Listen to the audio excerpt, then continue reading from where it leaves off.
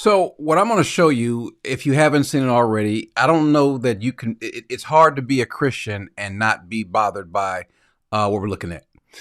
To have someone to go into a church because you disagree with what's happening in America as it relates to the immigration issue, ICE, anti-ICE protests. You see it all over the news. You see it, all these things that are happening, and you feel so egregious towards someone else that nothing's off limit. Now, first of all, let me just say this, and I'm not bothered by if someone is upset with what I'm going to say, but to be an anti-ICE protester, I think you have to be out of your mind. I don't think you can think. I think you are, not only are you in many cases un-American, I think you're also in this case certainly anti-God, and I don't think that bothers them. I don't think them being thought of a certain way bothers them. I think they are fully entrenched or engulfed, fully entrenched in their ungodly ways. They don't care what anyone thinks. And to show what I mean, to show what I'm talking about, Exhibit A. I've been pleasantly surprised to see the community coming together. Diverse community. If you see this, when we first pulled up, we're like, wait a minute, which operation are we at? And as it turns out, because we were like, well, this is kind of MAGA coded, right? Saw the American flag or whatever, but these are resistance protesters. They're planning. So now what you're looking at is, this is Don Lemon. Don Lemon is, by the way, if you listen to Don Lemon, if you think Don Lemon makes sense, something's wrong with you. Don Lemon is the kind of person who will say one thing no matter what he believes, as long as it gets him ratings. Don Lemons is about Don Lemons. He's the guy that he's always railing against white men here in America. And who is he sleeping with? Who is his boyfriend? A white man. So these people are complete hypocrites. He'll say one thing about the black community, but then when it suits him, especially for employment, he'll say the other thing. And so what he's done is he's in leagues with some of these people who they've decided that I am going to go to a church.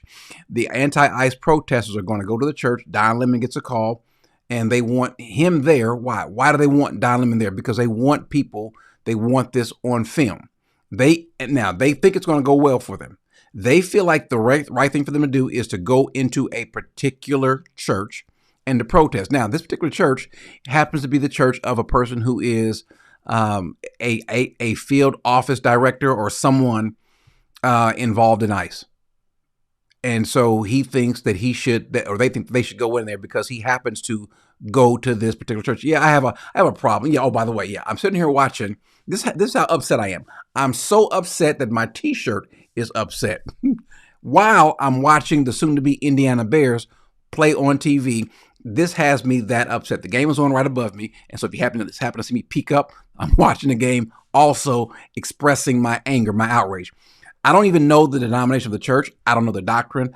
I know, as a matter of fact, they don't even know the denomination of the church or care about the doctrine. All they know is that this is a Christian church. Ladies and gentlemen, they have no respect. Now, we already know this. They have no respect whatsoever for the church. They would never, could you imagine them ever thinking to go in and disrupt a Muslim prayer service? They wouldn't do that, would they? They wouldn't do it to Buddhists. They wouldn't do it to Hindus. They wouldn't even do it to atheists if they're gathering around having a moment of silence. But they don't. But that's what they think about churches. That's what they think about Christianity. That's what they think about God, the true God. And so that's what he's doing. They are kind of coming together.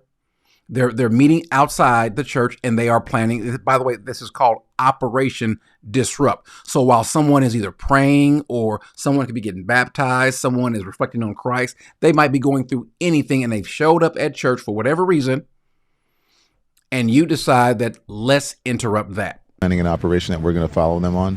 I can't tell you exactly what they're doing, but it's called Operation Pull Up, and it's Takima Armstrong, and she has been doing this since George Floyd, Dante Wright, and others, where they surprise people, catch them off guard, and hold them to account. And so that's what we're doing here. And then after we do this operation, you'll see it live. And these operations are surprise operations. Again, can't tell you where they're going.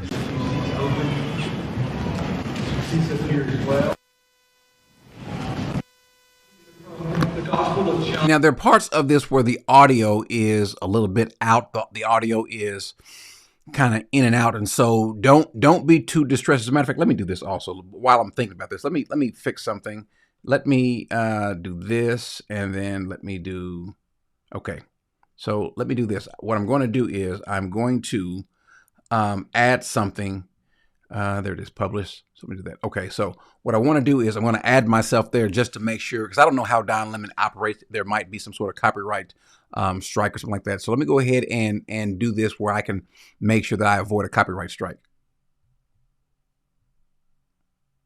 I've been pleasantly surprised to see the community coming together. Diverse community. If you see this, when we first pulled up, we're like, wait a minute, which operation are we at? And as it turns out, because we were like, well, this is kind of MAGA coded, right? Saw the American flag or whatever, but these are resistance protesters. They're planning an operation that we're going to follow them on. I can't tell you exactly what they're doing, but it's called Operation Pull Up, and it's Takima Armstrong, and she has been doing this since George Floyd, Dante Wright, and others, where they surprise people, catch them off guard, and hold them to account. And so that's what we're doing here, and then we're planning an operation that we're going to follow. I'm sorry, I messed it up. I'm actually in the wrong scene. Let me go back and fix this again. I took part. I put you in a spot that wasn't the actual right spot. So let's go back to where we left off at. I'm sorry. I can't tell you exactly what they're doing, but it's called Operation Pull Up, and it's Takima Armstrong, and she has been doing this since George Floyd, Dante Wright, and others, where they surprise people, catch them off guard, and hold them to account. And so that's what we're doing here. And then after we do this operation, you'll see it live. And these operations are surprise operations. Again, can't tell you where they're going. So now that's them going into the church. There's a young black man going back and forth who's helping with his camera and his audio and so forth, because that's part of the team. Don Lemon is a part of this. He's going to act like he's not a part of this, but he actually is a part of this. They are waiting on him to come there so they can go ahead and start. The Gospel of John, chapter 15. Excuse me, Pastor. You say that we asked the Lord to stay in your house. So now that's what you hear the girl, Jakima, whatever her name is. That's her speaking up. Now their audio and video is kind of a little bit out of sync, but that's what you're hearing happening now. So she's standing up speaking in the middle of service just so she can go ahead and start their protest. Hey, Meta, record.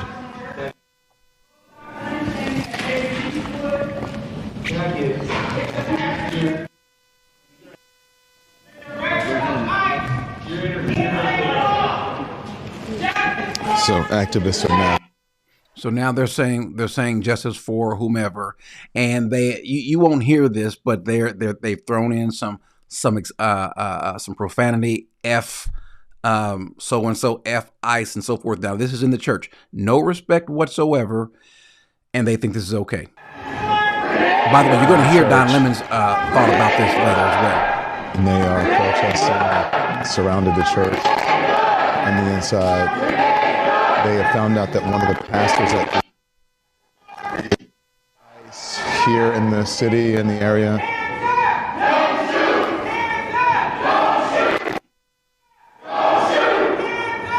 now he's telling Don, go ahead, come on, it's time to come in. So and by the way, they're saying hands up, don't shoot. They have this tendency to repeat these narratives that aren't true. The Michael Brown narrative that he said hands up, don't shoot, when he absolutely did not say hands up, don't shoot. And so they because the facts don't matter to these people. This is where we get this term fake news, because you keep making these statements, and I don't care what side of the aisle you're on or whatever, but hands up, don't shoot has nothing to do with this church. What's happening with ICE has nothing to do with this church, even though there's an ICE director who is one of the pastors or one of the leaders at the church. So what? And they're going to tell us that he shouldn't be a part of a church. He shouldn't be at a church. He's not a Christian. Christians shouldn't have a person like this. You mean to tell me that this person can't? So a Christian cannot work for the federal government, or they can only work for certain offices. That's what they're trying to tell us.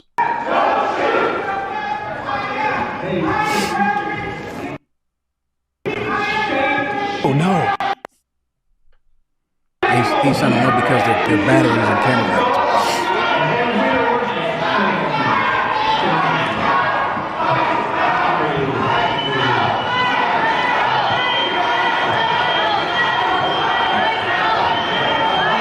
With the whistling and the yell. Let me ask you guys a question. You're at church today or at any other service and this happens. How do you feel? There's a tendency that you're going to have to kind of control to where you want to reach in and you want to grab some people and you want to forcibly remove them. I'm almost at the point that if it were me, I would say, hey, okay, listen, you are now officially hired as security. And so we're removing these people as security for the church. Now, I'm going to give folks who disagree with me an opportunity to say, hey, Corey, I disagree with you. This is okay. Or your take is wrong. But in the meantime, let's finish listening.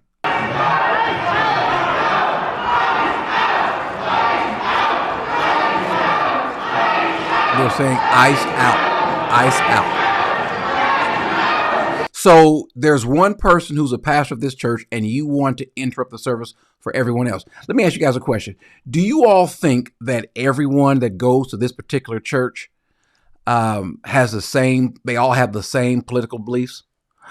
I'm going to go out on a limb and say that I'm pretty sure that everyone in there doesn't have the same political ideology. I think that's safe to say. And so what you're doing is you're hindering someone else in their own time to worship God. Don't think this is going to slip past God.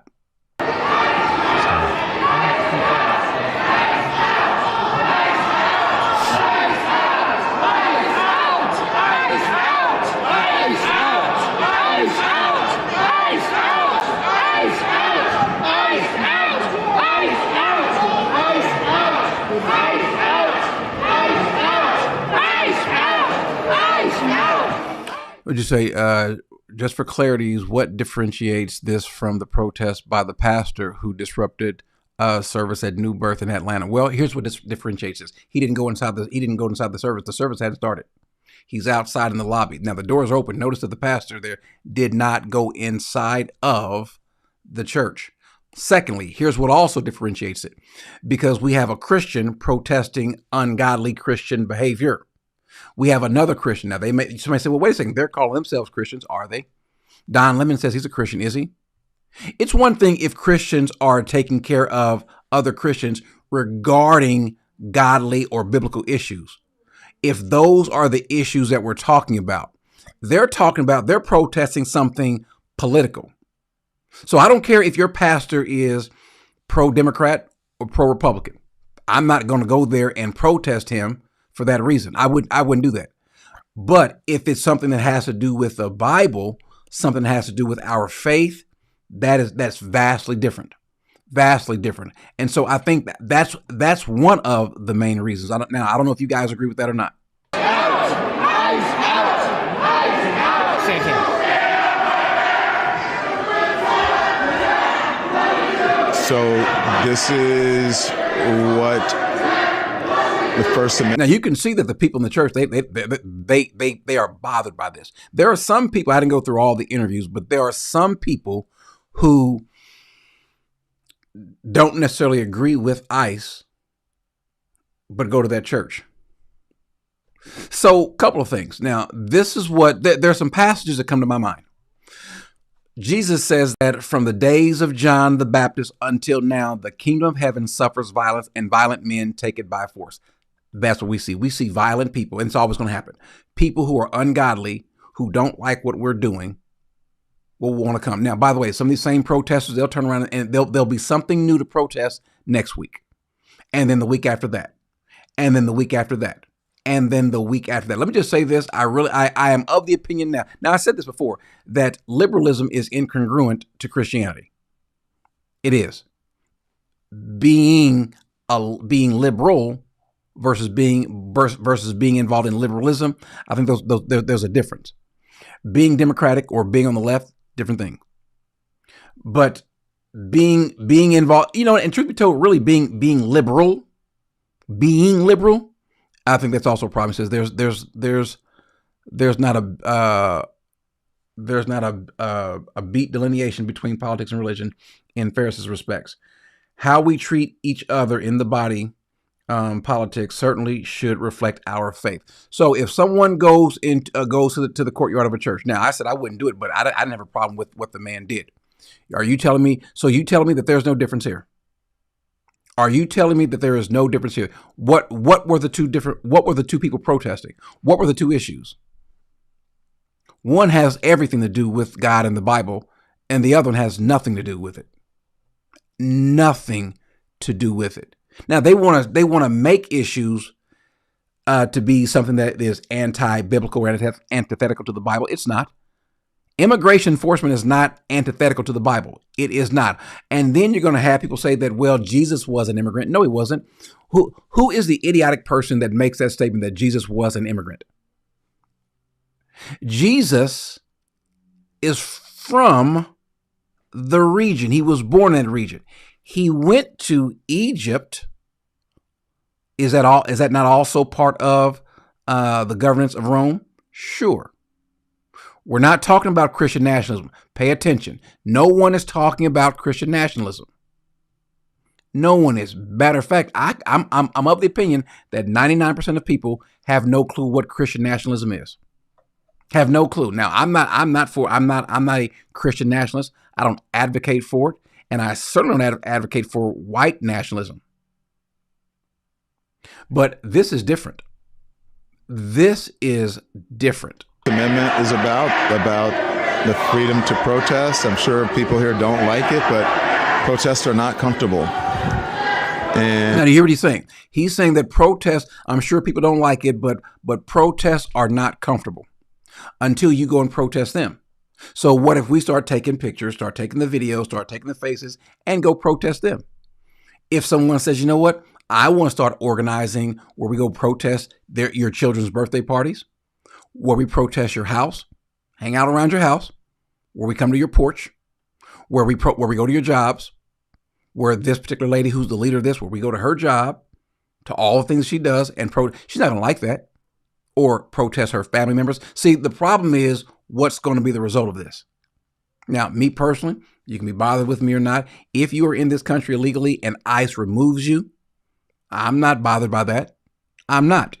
I have no qualms about it whatsoever. What's interesting is that all of these people that are there protesting ICE, have you noticed that the Somalians or the other immigrants, they don't step up to protest any what's considered mistreatment towards you. They won't protest anything regarding you. Where are the Somalians at who are out there protesting in favor of what's her name? Good, the lady, I forget her first name. Where are they at? Are the ICE officers behaving in a godly way? So let's answer the question, because I think you people have just all of a sudden lost what rationale is. You have lost what it means to be clear thinking. Let me ask you guys a question. Let's say you're a police officer, or you're an ICE officer, which is a federal police officer, or you are a postal inspector. And you are supposed to go and, by the way, Congress, Democrats and Republicans, approved the formation of ICE to go and to remove people who are in the country illegally. Y'all do realize when this occurred, right? Does anyone know when and why ICE was formed?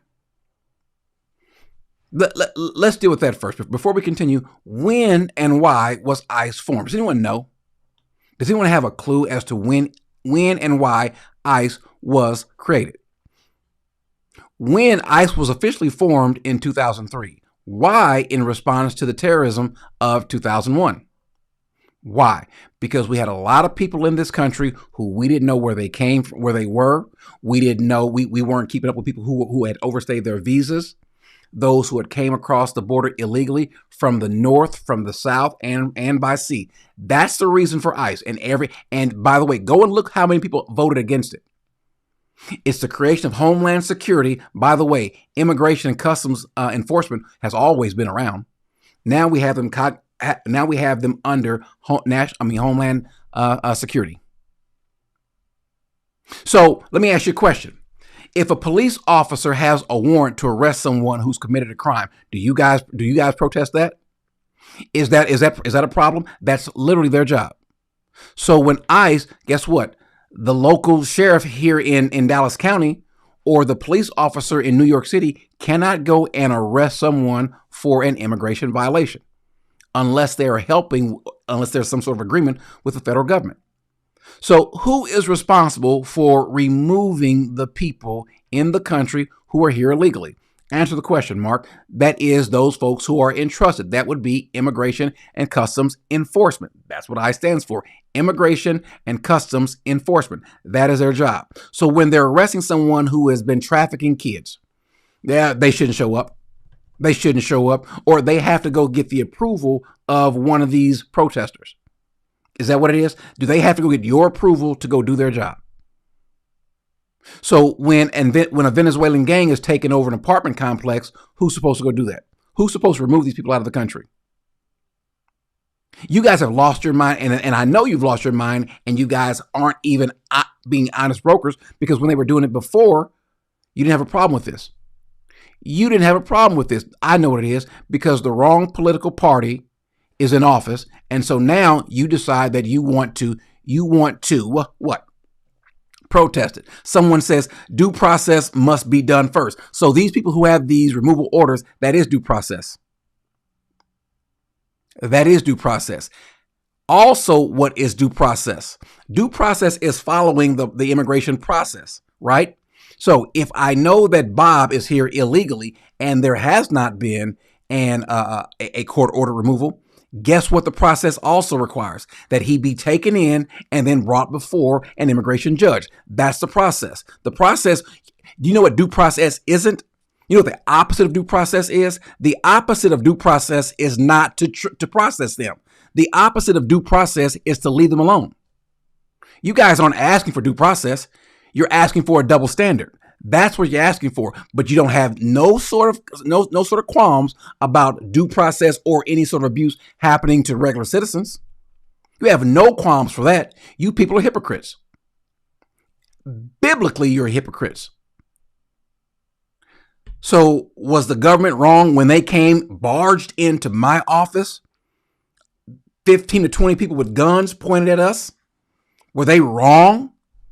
Were they wrong for separating me from my children? Were they wrong for that? Only a fool would make that statement. Only a fool would make that statement. And you guys started to care. You finally started to care when they finally started sending people from Texas or these border towns up to the north.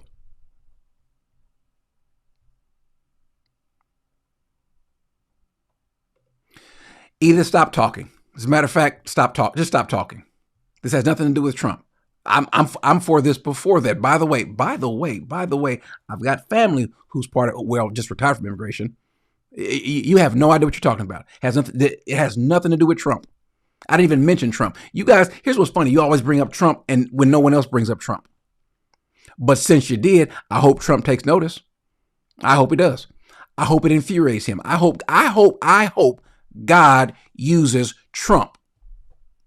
I'm not saying that Trump is a Christian.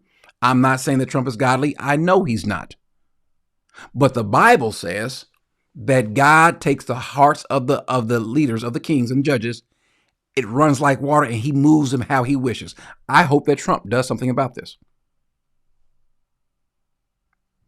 I hope it has everything to do with Trump, but it didn't have anything to do with Trump when Obama was removing them. It didn't have anything to do with Trump when those were being removed under Biden.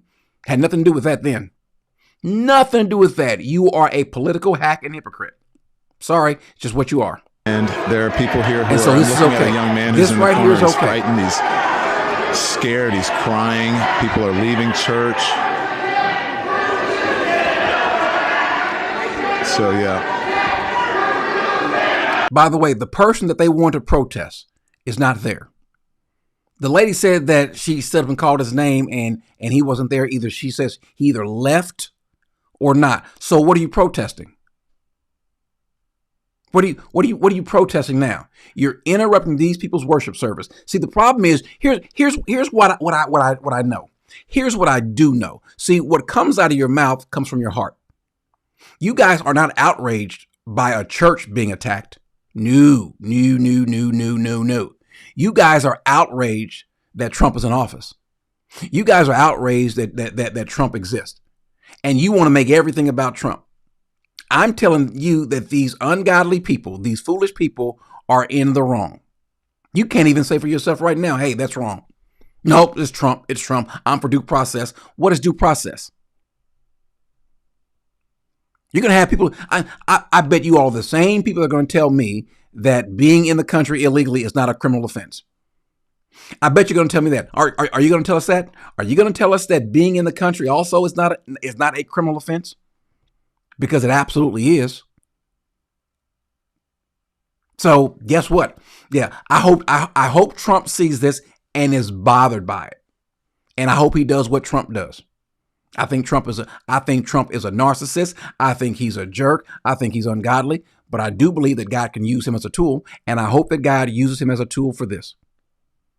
And I hope this backfires. See, here's how silly people are. Edith, you are the chief silly person on this channel oftentimes. They've been here legally. Who's been here legally? Who's been here?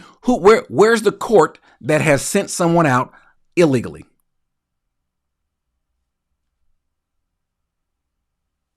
You're just talking. So let me help you out. Let me just go ahead and because I want to go ahead and get through with this. So let's go ahead. I'm not banning you. I'm not banning you, Edith, but sometimes you're just insufferable. So we're going to put you on a 30-minute break. All right. Back to our regular scheduled program. So there. By the way, let me ask you a question for the Ediths of the world, for the foolish people of the world. Would you have a problem with the owner of McDonald's and then go protest his workers? Would you go protest the people that, hey, I think that you're paying your workers slave wages, and so because of that, we're going to burn down a McDonald's? We're going to protest the people who we think that you are mistreating, or your workers. We're going to protest. Instead of protesting you, we're going to protest them. Not the people who are in charge. Not the people who are in charge. I tell you what you can do. Why don't all of you guys go to the local ICE office and protest it? Barge in there. Storm that office. You know why you won't do it? You know why they won't go into the ICE office? Because they're cowards. Do that. Do the same tactics that you're doing here. Do that. I'm sure they probably call the local authorities right now, and they'll show up in a bit, but so far no one has been hurt. People are just really angry and upset, and members of the church are trying to get them to calm down. But this is the beginning of what's going to happen here.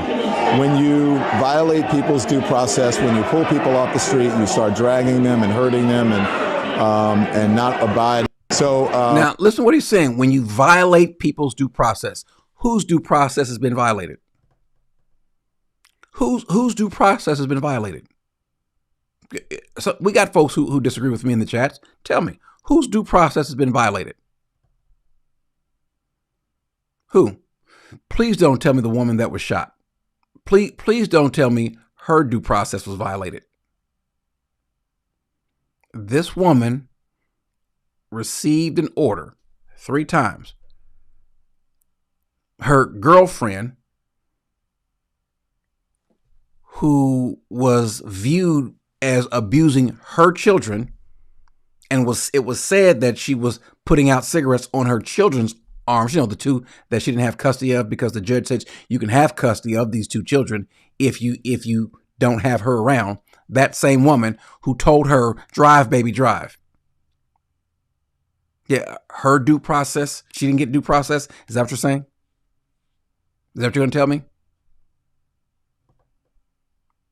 So who has not received due process?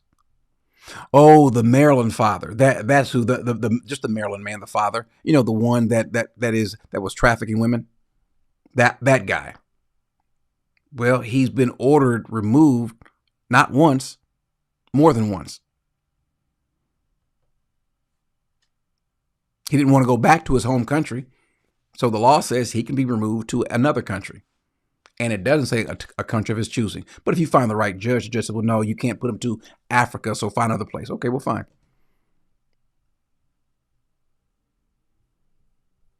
Yep, you brought him up. You brought up this guy. You brought up this guy who could care less about you, by the way. What due process did he not get? Was he not ordered to be removed from the country? Rodzilla?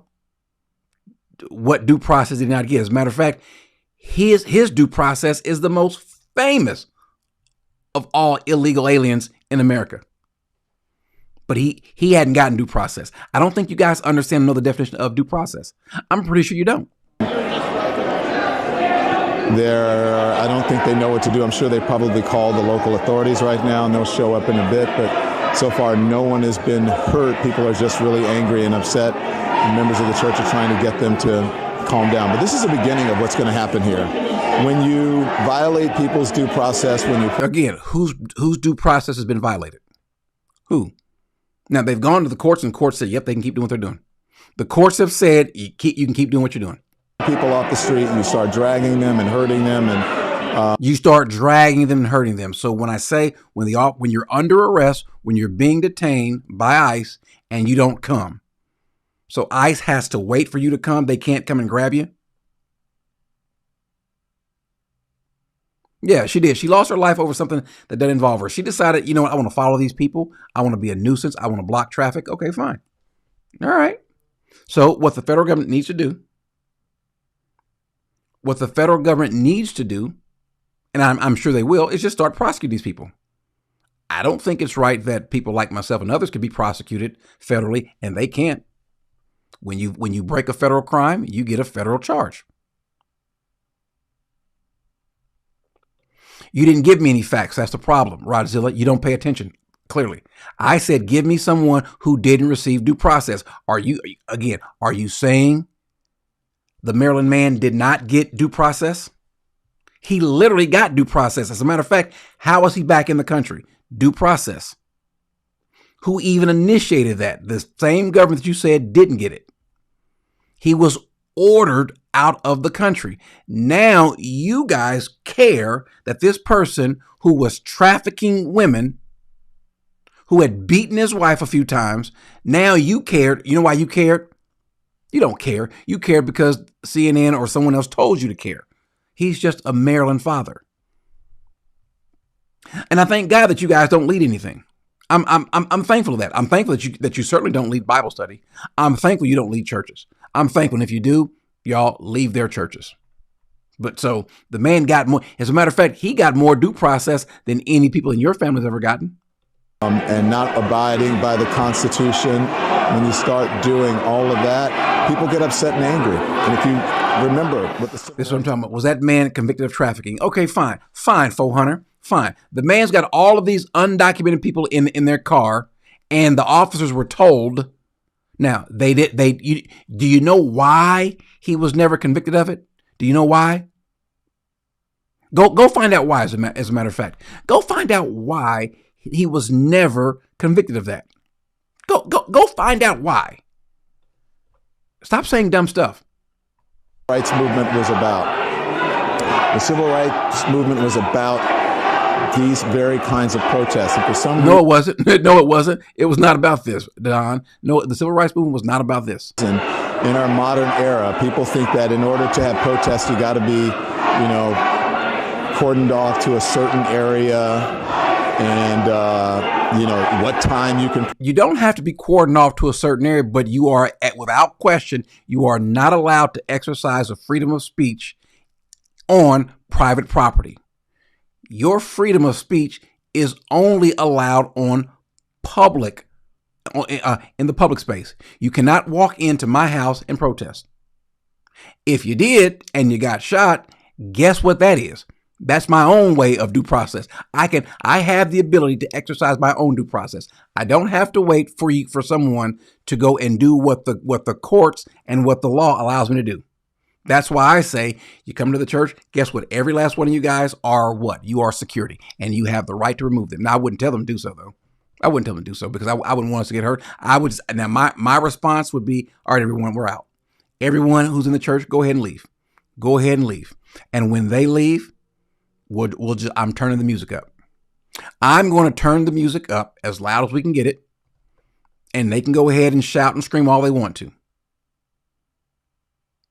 And I'm going to stand there, take pictures, and so when the police show up, we can have them all charged for trespassing. That's what we're going to do. Because you have to, by the way, this is going to keep happening more so. Jesus says, blessed are those who have been persecuted for the sake of righteousness, for theirs is the kingdom of heaven. So here we are, we're sitting here, we're praying, we're reading the scriptures, and these people come in, they think so highly of the scriptures. And sadly enough, the Christians in the chats think so highly enough of the scriptures and the reading of the word and praying and the service that they think what they did is okay. It's an appropriate response to what's happened. What's happened? Tell us what's happened. You guys who are in so much favor of due process didn't have a problem when they broke protocol by coming in here illegally. You don't want due process. You want no processing.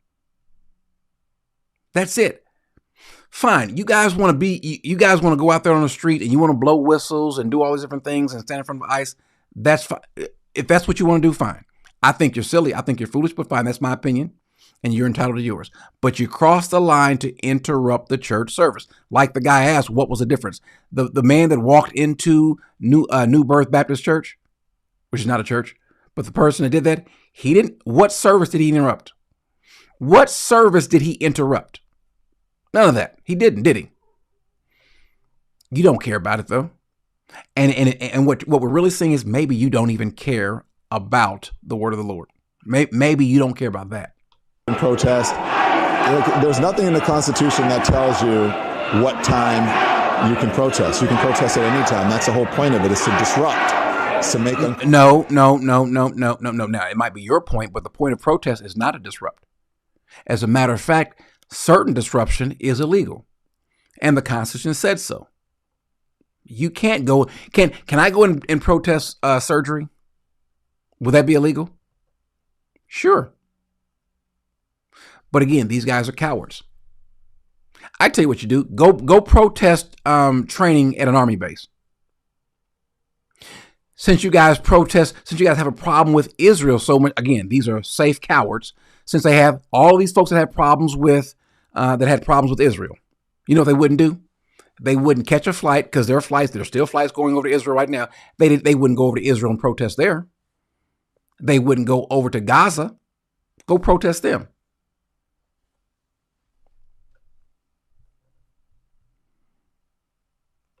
Let's prove a point. That's not true. I don't know who the we is. So I guess you, 400, you're in the same camp as him. I think you're missing it. You're in the same camp. You said we. That's not true. We, boss. We won't. Yeah. Come off the plantation, friend. We want the criminals out, and we want the other people who immigrate here to go through the process so they will not be exploited.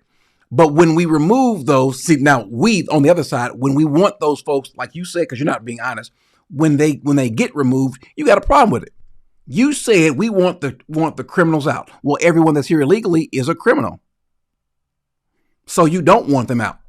Or you want the criminals to determine how they're going to leave.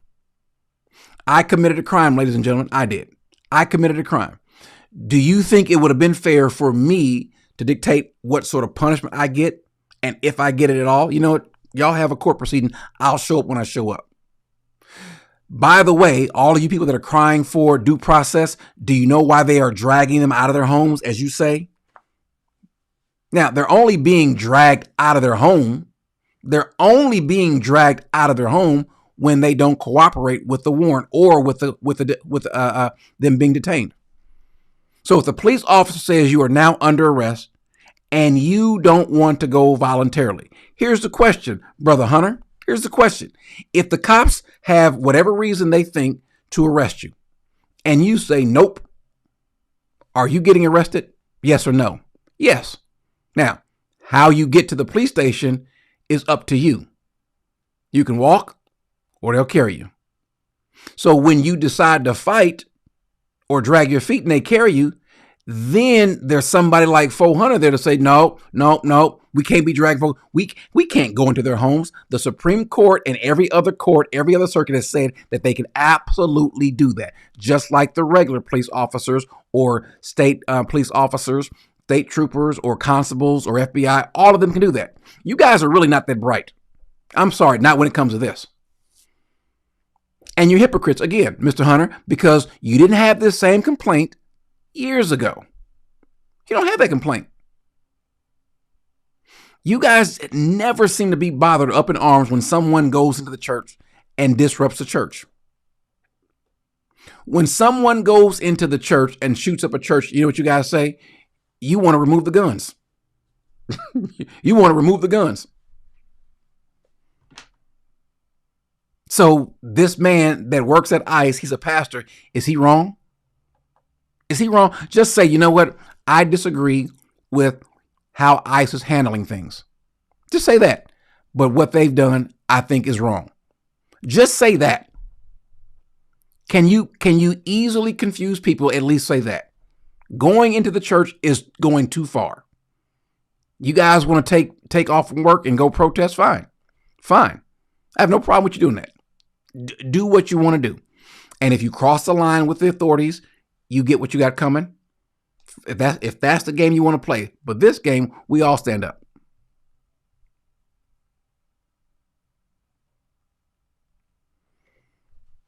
How am I anti-constitutional? Tell me. In what way am I being? You know what I'm gonna do? You know, we'll have some fun. I'll tell you what, Rodzilla. Wait till the end of the show. I will put the link up. I will put the link up, and we can have a good, godly, friendly conversation. That's what we can do. We can have a good, godly, friendly conversation. I would love to hear you people say how I'm anti. What'd you say? Let me pull it back up because it's funny. You said that you can't be both staunchy pro-law and then anti-constitutional. Tell me how I'm anti-constitutional. Tell me how. So make sure you stick around. Get your camera ready, your phone ready. I won't even ask you to show your face. And that's what they're doing. And that's what I believe when I say everyone has to be willing to sacrifice something. You have to make people uncomfortable in these times. If you see how... Now, what he's saying is you have to make people uncomfortable. Don Lemon won't be uncomfortable. He wants you, by the way, you guys, I don't think you guys catch it. Have you all ever seen people who gas up other people, who tell people, go do this, you ought to go do that, so they can film you, so they can make their living off of you or get their laughs off of you, so they can get their enjoyment off of you? I'll never forget when I was in prison because I committed a crime and they came and violently snatched me from my family with guns drawn and snatched me from my family. Yeah, that the whole child separation, it only goes so far. It doesn't apply to American citizens, right? But when I was in prison, if you are a sex offender in prison, they don't like you. And so I'll never forget, I was, matter of fact, Joey's behind me, somewhere behind me. Where is he? Oh, there he is. He's back there behind me. So I was putting Joey into the microwave. I was getting in line to put him in the microwave to heat up my coffee. There was a guy who was a sex offender in front of me. There was another guy in front of us who was cooking something early in the morning. Now he knew he was taking a long time. He said, well, here, let me get out the way, let y'all go. Now the guy who was older and is a sex offender, he took a half a second too long, and the guy looked at me and said, go on in front of me. He don't want to go in front of him. I said, no, this man's in front of me. He said, blank him. He's a sex offender. I said, but he's still a man. And he got mad at me for not getting mad at the sex offender. And I said, no, we're not going to do that. You're not going to make me get mad at him because I know you're a coward. I told the man to his face, you're a coward. You're scared of this man. You're scared of him or you're scared of what's going to happen. Because if you thought this man didn't deserve any rights, or you thought this man deserved to die, or any of those things like that, or he deserved to get beat up, you would do it. But you're too scared. What you want is me to do your dirty work for you. That's what some of you folks out there in the chats are doing. That's what Don Lemon is doing. You want people to do your work for you. You do. Also, some of you folks love it when others tell you what to think and how to think. TT says, hey, Joey. Joey says, hey, TT. You want people to think for you. You don't have a problem with this. Quick, Somebody, anybody, go and show me the anti-ICE protests from 3 years ago. Quick, somebody, anybody, go and show me the anti-ICE protests from 2015, from 2014, from 2012, from 2009. Quick, go show them to me. Do we have any anti-ICE protesters out there from that time? No, we don't. So why are they protesting now? Why are people like Rodzilla and 400 upset now? Because their king told them to be upset. Their daddies told them to be upset. Yeah, you know, those folks on the other side of the aisle. Those people. See, you can be a Democrat and still have sense. At least I would hope so. You can be against Trump and still have sense. I don't have a problem with that. But when you just have no sense whatsoever, it's hard to have a conversation. It's hard to have a conversation because you're being a hypocrite.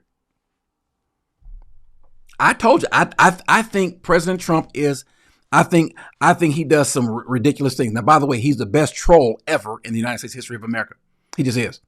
You're not a Don Lemon fan. No. You're right. I'm not a Don Lemon or L. Charlton. No, what you are is you're part of those that are being controlled in your mind by those on the left. They tell you what to think. You've bought everything that they sold you, hook, line, and sinker. I'll let you guys ask a question towards the end, but about this. But about this. If it's a biblical question, I'll let I want you guys to hold off on that. This has got me just riled up. Even though the Chicago Bears, soon to be Indiana Bears, I'm trolling people in Chicago, are getting ready to score. And I'm watching the game. Run, you bum. Oh. So, again, I don't have a problem with you having a certain view. I have a problem with two things. One, being inconsistent. And two, when it carries over and interferes with the church, and you as a Christian have nothing to say but defend other practices that are associated, that's when I have a problem. How uncomfortable people, uncomfortably, and how harsh people are being treated on the streets. You have to be willing to go into places and disrupt and make people uncomfortable. And so, are you Nakima? Why were you? Yes. What did you tell him? Now he's getting ready to talk to the person who is organizing this. Someone asked a question, Corey, are racist people going to hell? Are there racist people in the Bible who were considered godly? Say yes. Say yes. Are there people in the Bible, and I can say racist, but I'll say this. Are there people in the Bible who showed prejudice towards other people of other ethnicities in the Bible who were called and considered Christians and brothers and sisters in Christ? Say yes. Say yes. By the way, we've gotten to the point to where now I'm 53. I haven't been around as long as some people. I haven't been around for 80 years, 100 years. So I'm born at the very end of the civil rights movement. And I remember this. We didn't call that much racist as much as folks call today racist. People here today call everything racist. People, so I don't even know what you mean by racist. That's why I amended what I was going to say. But are there people in the Bible who were prejudiced and are considered brothers and sisters? What say you? And by the way, Peter's one. What about a person that was a slaveholder? We've got a Bible, a book in the Bible appealing to a man who owned slaves. By the way, a lot of men in the Bible did own slaves. But let me give you a text of where ethnic prejudices show up. You would probably call this racism in the church. Do you all know when the very first time, or do you all know why the church, or the first time the church chose deacons? Does anyone know what happened, why the church chose deacons to begin with? What was happening? I'll tell you, Acts chapter 6, verse 1. Now at this time, while the disciples were increasing in number, a complaint arose on the part of the Hellenistic Jews against the native Hebrews, because now these are those who are ethnic Jews versus those who had converted who were Greeks. So the different ethnicities fighting. And the Hellenistic Jews felt like, hey, we're not getting our fair share. You guys are being racist or prejudicial. because their widows were being overlooked in the daily serving of the food. So the 12 summoned the congregation of the disciples and said, "It is not desirable for us to neglect the word of God in order to serve the tables." You know what they didn't do? They didn't even say, "Hey, wait a second, y'all. Your prejudice is ungodly." They didn't even address it. They didn't even address it. They just said, "Here, get some deacons to fix that for us." Not to mention Peter or Philemon. So yeah, this has been happening. This has been happening.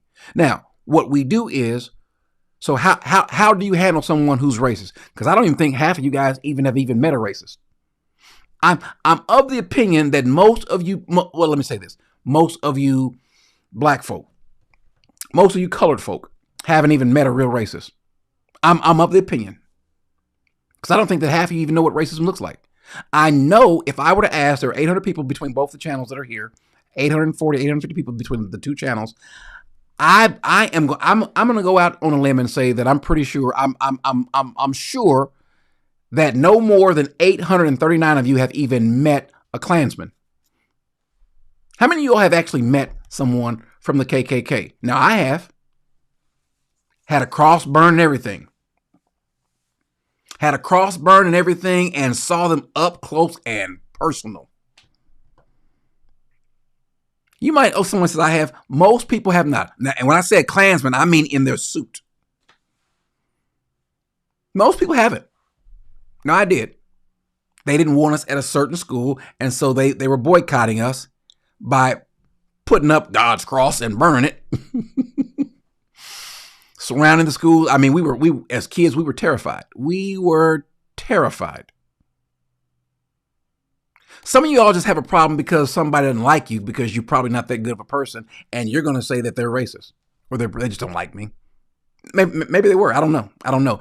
In many cases, you don't either. Some cases you do. Now, I'll never forget, though, meeting a person who was a part of the Aryan Brotherhood. Now, they are racist. Part of the Aryan Brotherhood. And, in prison, you can't, snitching is a no-no. However, if you're in prison and you are part of the Aryan Brotherhood and you snitch on a black person, they don't consider that snitching. They consider that you doing your job. Isn't that weird? And so I met one. And we shared the gospel with this brother. And this brother ended up, me and everybody else, we were every N-word in the book. He placed his faith in Christ. You know what he did? All of that started moving away slowly. As he became a believer in Christ, on day one, was he all of a sudden anti-racist? Was he, on day one that he placed his faith in Christ, did he decide, you know what, I'm going to go and join the NAACP? I'm going to go to the Urban League. I'm going to send money to the United Negro College Fund. Did he do that on day one? No, he didn't. On day one, he was dealing with his newfound faith and freedom in Christ. And then things began to move. He still noticed, hey, some of these black guys ain't right. Now, he also noticed that some of these white guys ain't right because God started working in his heart. How do I know that's the way it works? Because some of you guys are liars, hypocrites, scoundrels. And you've been saved for 5 years, 10 years. It's taking God has taken the scenic route in removing sin out of your life, isn't he? But that sin right there, his sin, not my sin, but his sin, her sin, that's the one that matters. Or in this case, what I agree with and disagree with, that's the issue. And because I disagree with it, and I feel some type of way about the church, or I just don't love the church as much as I say I do, I don't value church service or the worship service. I don't value it. It's okay with what they're doing. Easterwood is a pastor here, and he also serves as the director of the field office for ICE in St. Paul. How? David Easterwood. Are you sure that he's a... Yes, yeah. City's church, yes. And that's why we're here. Let me pause this for a second. Let me move my faith. Let me move me out of the way. What did they demanding justice. Let me just slide. Okay, I'm sorry. I have to unlock it first. Let me just slide me over this way, over yonder. Now, she says she's a Christian. You do have it. Wait a second, Lakeisha. I think you do. I'm pretty sure you do. Let me fix that up. Yeah.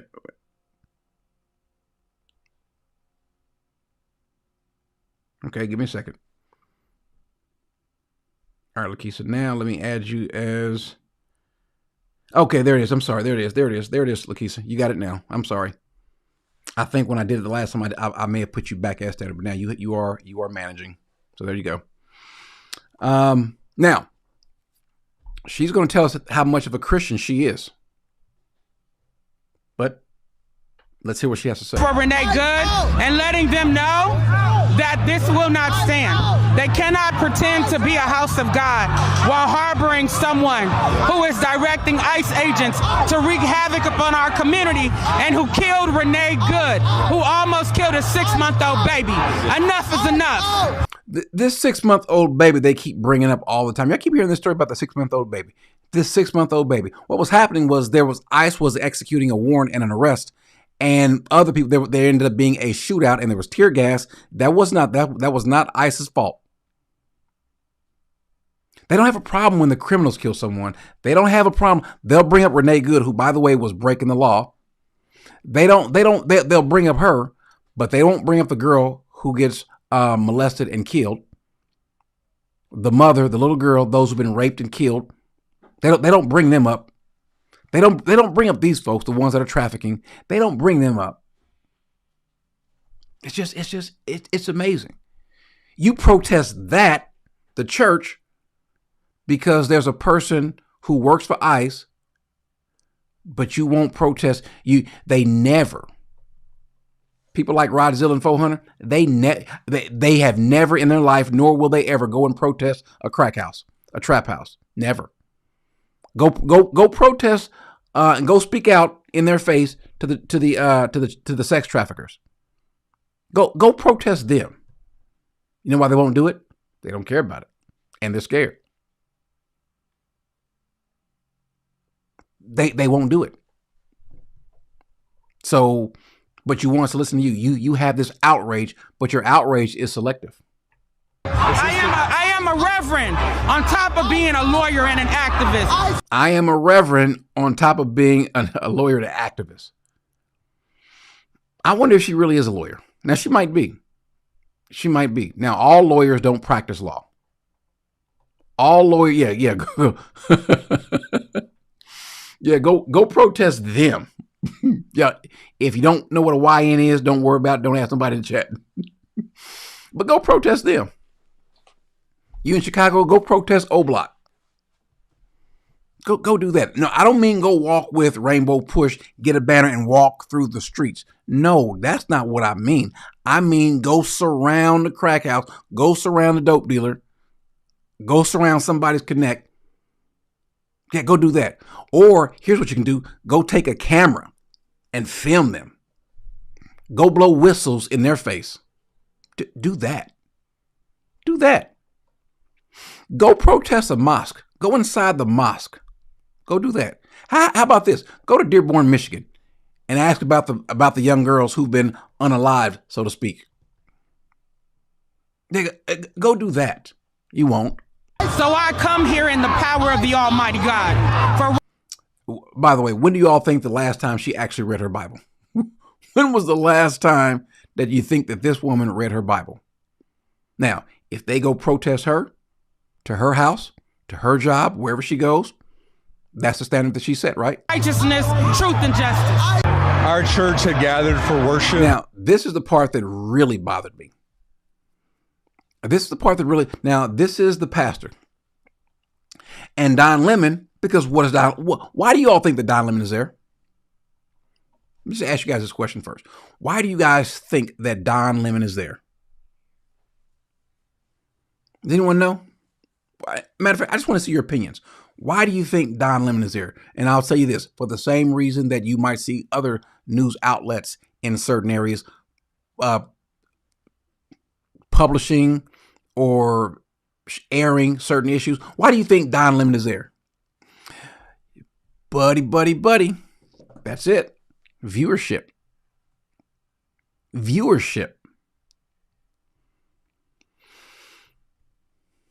And guess what, Keyshawn? He's going to tell us that in just a little bit. Don Lemon is actually going to tell us that. He's not a journalist. Did you say he's a journalist? Well, doggone, if he's a journalist, I'm a journalist. If he's a journalist, I'm a journalist. Joey's a journalist. Hey, Joey. There's Joey back there. If he's a journalist, I'm a journalist. Don Lemon is, remember, Don Lemon has been fired as a journalist 3 times in the last 2 years. I think it's 3 times, yeah. Or twice, I don't know. He's the journalist that no one wants. But fine. But he is messy.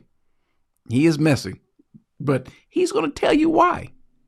Which we do every Sunday, and we were interrupted by this group of protesters. Yeah. We asked them to leave, and they obviously have not left. So, What do you think of this? I mean, this is unacceptable. It's shameful. It's shameful to interrupt. Now, do me a favor. I want you to, I'm your favorite journalist. Thank you. Yeah, that he is. He is gay. He is gay. Here, Don Lemon claims to have an issue with white men, but his gay boyfriend is white. He's trying to stay relevant. Now, I want y'all to feast your eyes on something. I want you guys to watch this pastor. Now listen to what he's saying, but watch the pastor's right arm or hand. Don Lemon is going to accuse him of something that the man doesn't do, but he probably should have did it to Don Lemon anyway, though. A public gathering of Christians in worship. But there were folks who will say, I have to take care of my flock. okay, but listen, we live in there's a constitution in the First Amendment to freedom of speech and freedom to assemble and protest. We're here to worship. We're here to worship Jesus because that's the hope of these cities. That's the hope of Now, notice the man's arm. He's just touching Don's arm. the world is Jesus Christ. I want to be very respectful. Please don't push me, though. We're here to worship Jesus. Yes. That's why. Please don't push me, though. Please don't push me, though. Don, I think you guys should go to another church. I think you should go find another church. I'm trying to figure out how I should say this. How I should tell you that you should go to another church. Wow, hold on, wait a second. Pause. I'm sorry. Doggone it, the Indiana Bears just scored a ridiculous touchdown. I'm trying to multitask, and when you see this touchdown that the Indiana Bears quarterback just threw, ridiculous.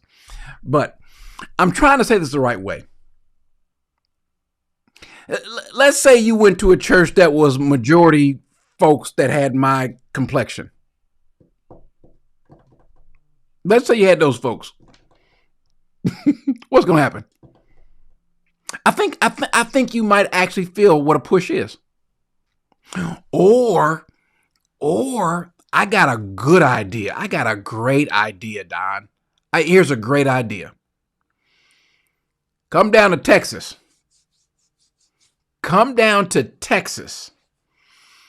I can find some southern churches that some boys who love the Lord and love their guns would love for you to come in. Yeah, I think you guys have selective outrage, and you guys aren't dumb. You're not dumb. He is harassing the pastor. He wants to come in. He's in the church doing an interview. Doing an interview. We're here. Okay, that's why we're here. Okay. That's what we're about. Don't you think Jesus would be understanding we're about and love these folks? We're about spreading the love of Jesus. But did you try to talk to them as a Christian? No one is willing to talk. Okay. Once you try to talk to them, no one's willing to talk. When was the last time you've seen these protesters go in somewhere and they want to talk?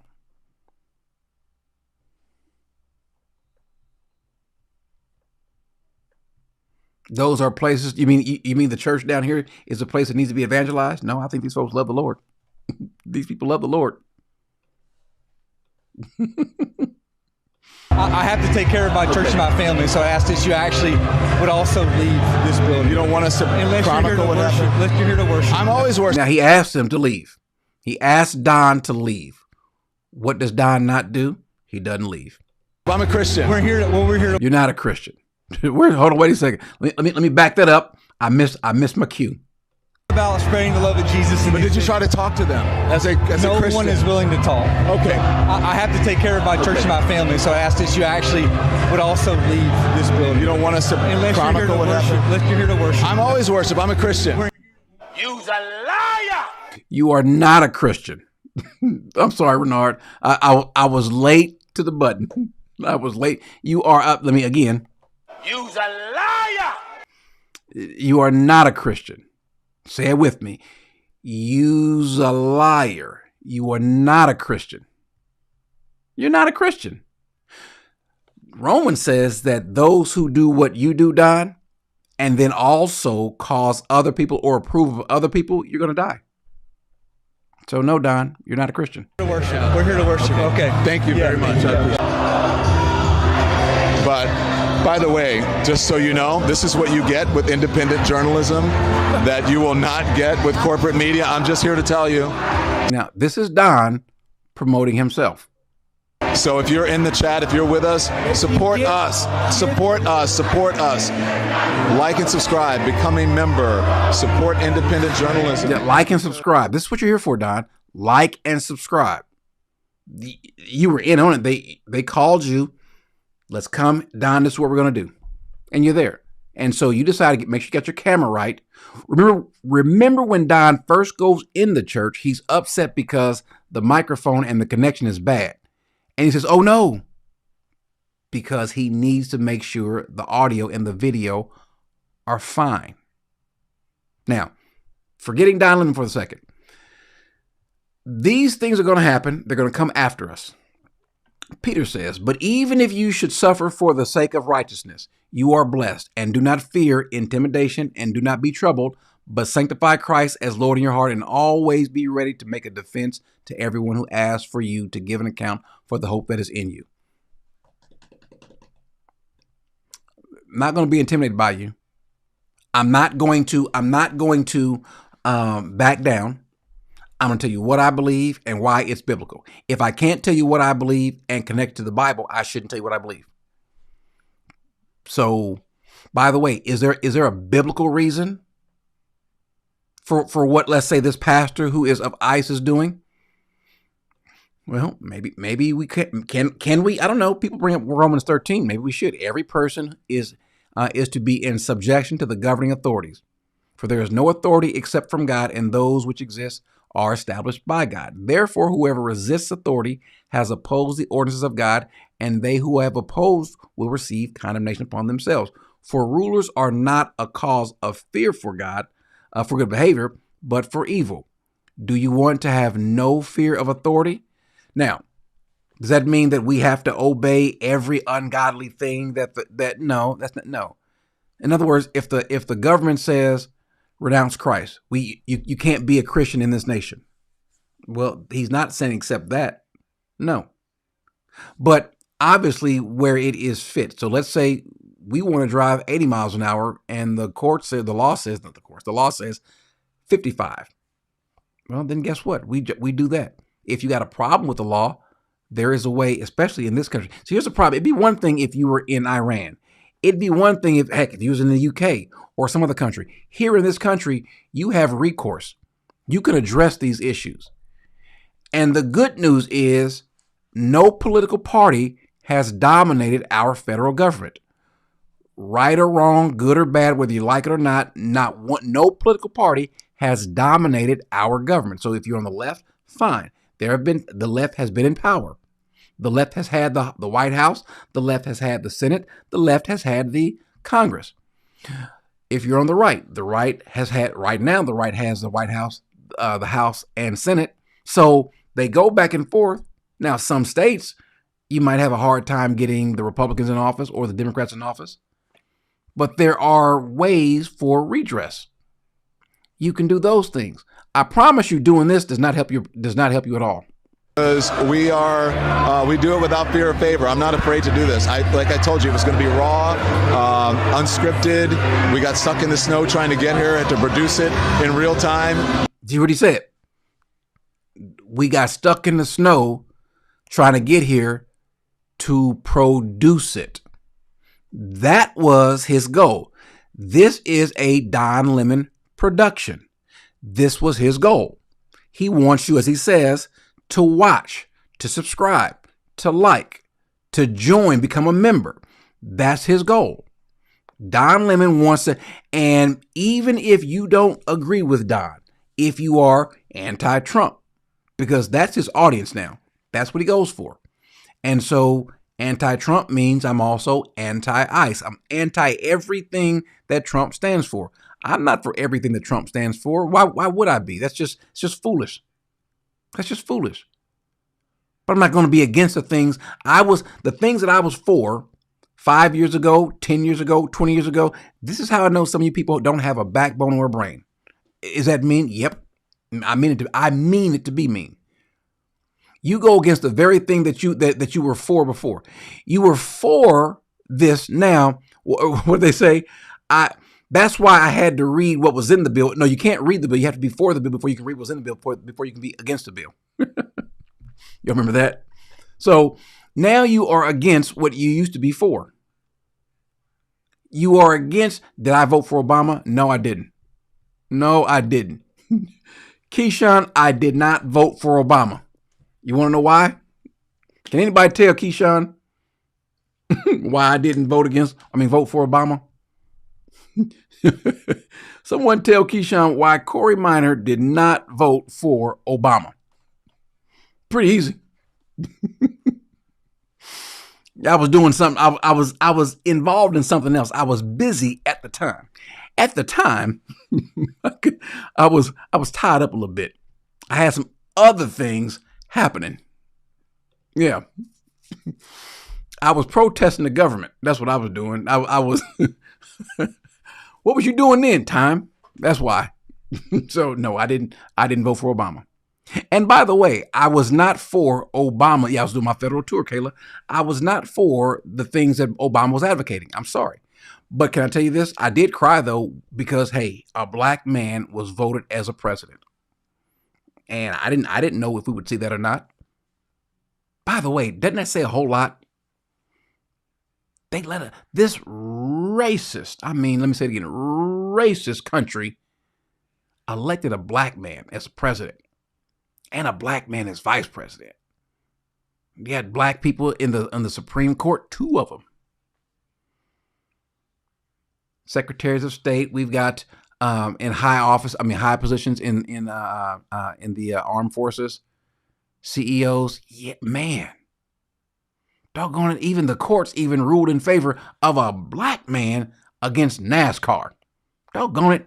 The courts ruled in favor of a black man against NASCAR. What is happening to our racist foundation? They don't make races like they used to, do they? Go here. As soon as we walked in, almost perfect timing, the protesters stood up. And so what is interesting is that by the way, he just said how it was they coordinated it with him. He's telling us that the protesters coordinated this with him. You said you were protesters don't really like talking to corporate media that much.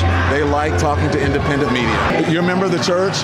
What's that? You're a member of the church? I do. How do you feel about this? I don't necessarily agree with everything that's going on in the Twin Cities right now, but I don't think it's good. You already said. Now he didn't, but there were other people who don't agree with what's happening either on this side of ICE or the other side of ICE. Fight fire with fire. I think it's good to speak up. I think it's good to protest, but I think it's better to do it in a peaceful way. I don't think the answer is going into God's church. You don't think this is peaceful? Well, it's trust. Nobody fighting. Is that peaceful? Is that peaceful? Peaceful doesn't mean violence. Peaceful doesn't mean that there's no violence. That maybe he doesn't know. Does he not know what peace is? So if people show up at Don Lemon's house and just not touching his property, but just start blowing whistles outside of his house all day long. All day long, you can't sleep, just blowing whistles. Yeah, would that be peaceful, Don? It's trespassing. How would you feel if I went into your house and I started yelling? It depends on what I did, but not in my house. That's a whole different thing.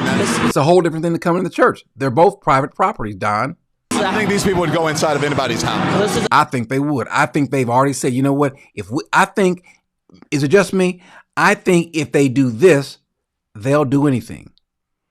If you will go ahead and intentionally go against a federal agent or agents with guns, and you will go into churches, I think you would. I think they would go in someone's house. I really do. House of God. Which makes it everybody's house. Yes, it is. But in a house, people don't yell at each other. Yeah. There was a lot of yelling in my house growing up. We still loved each other. According to their values, I would be kicked out ultimately. It's not a good way. I feel violated. I feel interrupted. I feel angry. May I ask you something? When you were saying if you had showed up at their house, they're saying that people are showing up at houses where they're citizens or without due process and breaking and entering. So what Don ought to do, since he's a great journalist, is put up the names and the faces of the people who are citizens who ICE has come to their house and dragging citizens out. Yeah, the police actually did come. They did come, but when they came, they were outside. And so the police, it was weird. The police came, they were outside. They never came. I think one or two may have gone inside, but at that point in time, eventually the protesters actually left at that time.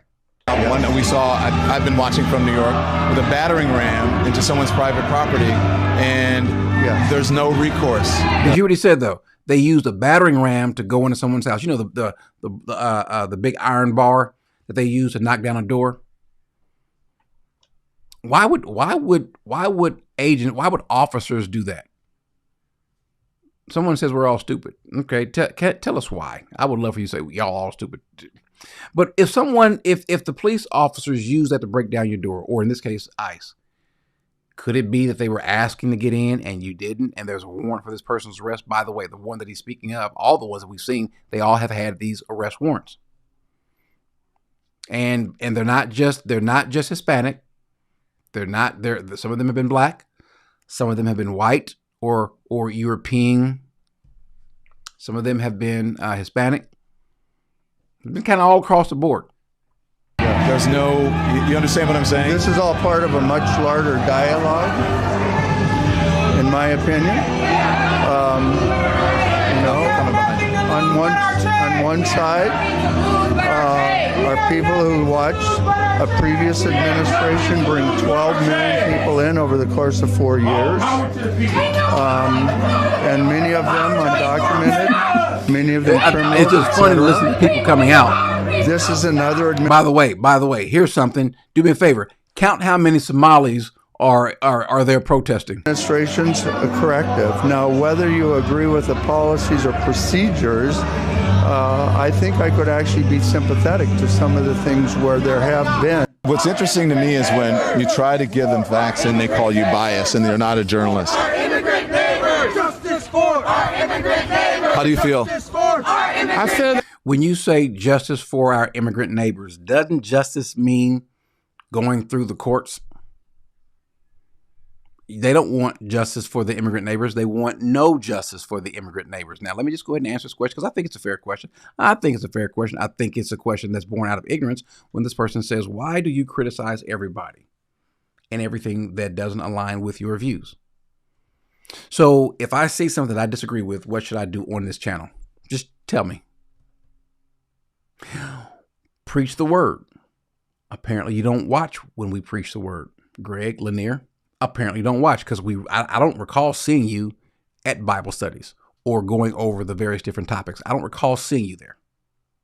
Teach the word and rebuke with love. Isn't that what I'm doing? Now, who have I condemned?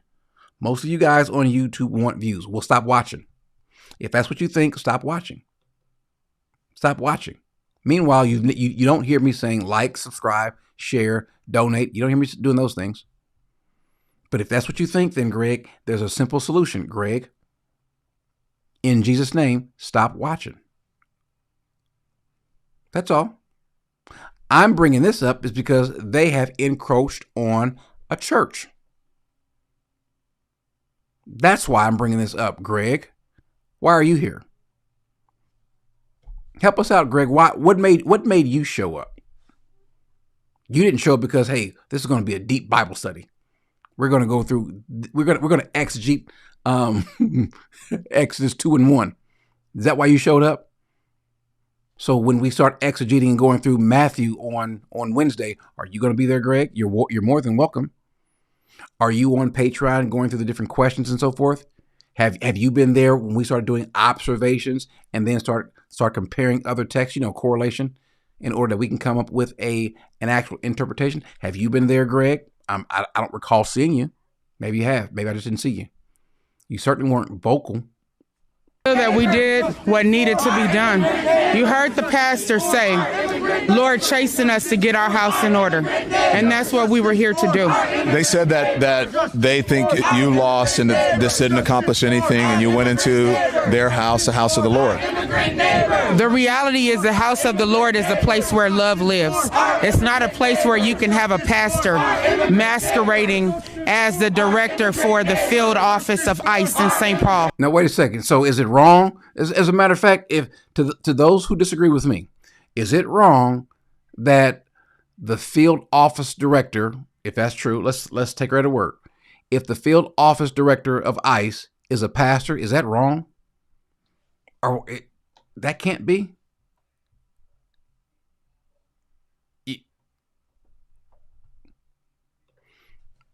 You're starting to see why people don't like me. That's fine. I apologize for being offensive, abrasive towards you. I apologize for coming across to you or being rude. You're starting to see why people don't like me. Now, can I ask you a question though? Can we pause for a second? Let's pause for a second. Let's just pause for a second. Would you care to name the people who don't like me? Just could you start just name the people that don't like me? You're gonna find something out. You're gonna find something out. Let's see who doesn't like me. Marcus Rogers doesn't. He says he does, but he doesn't. All the demon slayers don't. Right? If you cast out demons, if you're a prophetess or prophet, you don't. If you're an apostle, you don't. The Hebrew Israelites don't like me. The Seventh-day Adventists don't like me. Are you seeing something now? Are you catching the theme of the? So I'm not bothered if people don't like. Thank you. Max says we love you. I appreciate that. Now we're gonna be tell the truth, shame the devil. Max and the guys they really like Joey. They just tolerate me. That's really what it is. But I'm not bothered. What if I've said something incorrect? Then fine. Tell me. And if I've said something in a harsh fashion, I've never had a problem with apologizing. As a matter of fact, some people say, Corey, you apologize too much.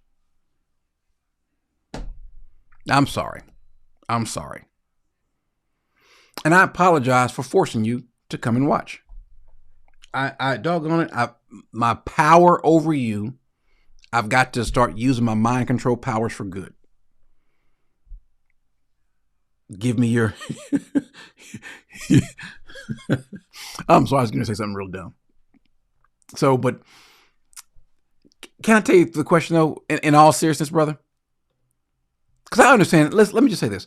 People get bothered when someone says something in a firm or harsh tone. Now, you're going to have to be consistent and say the same thing about Paul. You know Paul. When Paul said that you guys who thought that I think we ought to keep the law. Paul said, castrate yourself, cut it off. That's just rude. When Paul calls people idiots, don't be an idiot. Those were Paul's words. Where did he call it? Idiotes. That's the word. That's the Greek word, idiotes or idiotu. That means idiot. That's where we get the word idiot. That means foolish or ignorant. So I am as loving as I can be. By the way, every last one of those people who I've talked to who don't like me, they've all said when we've had conversations, Corey was just as nice and cordial. We just disagree. And I'm going to stand up for the scriptures. You know why? The Bible says the time will come when people will not endure sound doctrine. And we should just let them go as they want. Leave them. They'll figure it out. Let's pray for the wolves. Let's pray that the false teachers, the reprobates, that the wolves, let's pray that God touches their heart. Now we do that, but that's it. No. Call them out. The Bible says to reprove, show they're wrong, and rebuke them. Rebuke is not a soft word. So the words he uses is expose, contend, reprove, rebuke, refute, fight. Those are the words that are used. So you said you're starting to see why people don't like me. It is my goal. Let me just say this. It is my honest to goodness goal to increase the number of people who don't like me. That is my goal. Now, I'm not trying to do that, but it's my goal that if they don't like me, I'm starting to sound like an institutionalized person, very unkind. Okay, well, listen, I don't know what to tell you. And listen, I don't mind it. I promise you I don't. I promise you I don't. I hear people say that, and I say, okay, let me make sure. Let me just. And then when I kind of tamp it down, Corey, you're being too soft, whatever. Okay, whatever. But beloved, do not be surprised at the fiery ordeal among you, which comes upon you for your testing, as though some strange thing were happening to you. This is going to keep happening. And so what do? We push back. We push back. Nope, sorry. Nope, sorry. We're not going to allow you to do these things. I am going to stand for the word of the Lord. And I'm going to stand up for Christians and for the church. Are you sure he's in it? If you go to City's Church website, you will see him listed as a pastor. And the moment I mentioned his name, I tried to say, I am a reverend. You asked for the Lord to put your house in order. The moment I mentioned David Easterwood, he tried to shut me down. He should shut you down. You're standing up in the middle of a church service. What is he supposed to do? I'm sorry. Because, by the way, what the pastor did, I deal with this all the time. Here we've got folks that show up. I say, all right, we're going to have a live stream at this point in time. And there's some people, especially in the Q&A, am I wrong, ladies and gentlemen, where some people say, you know what, the reason why we're here on this channel is so that Bob Smith or Earl Jones can come in and tell Corey and the world what really is what it is. No one drove to that church in the snow to hear you come do that. They came to gather to worship. Yeah. Someone says she's no reverend. She's not. She's no pastor. She's ungodly. And that's that.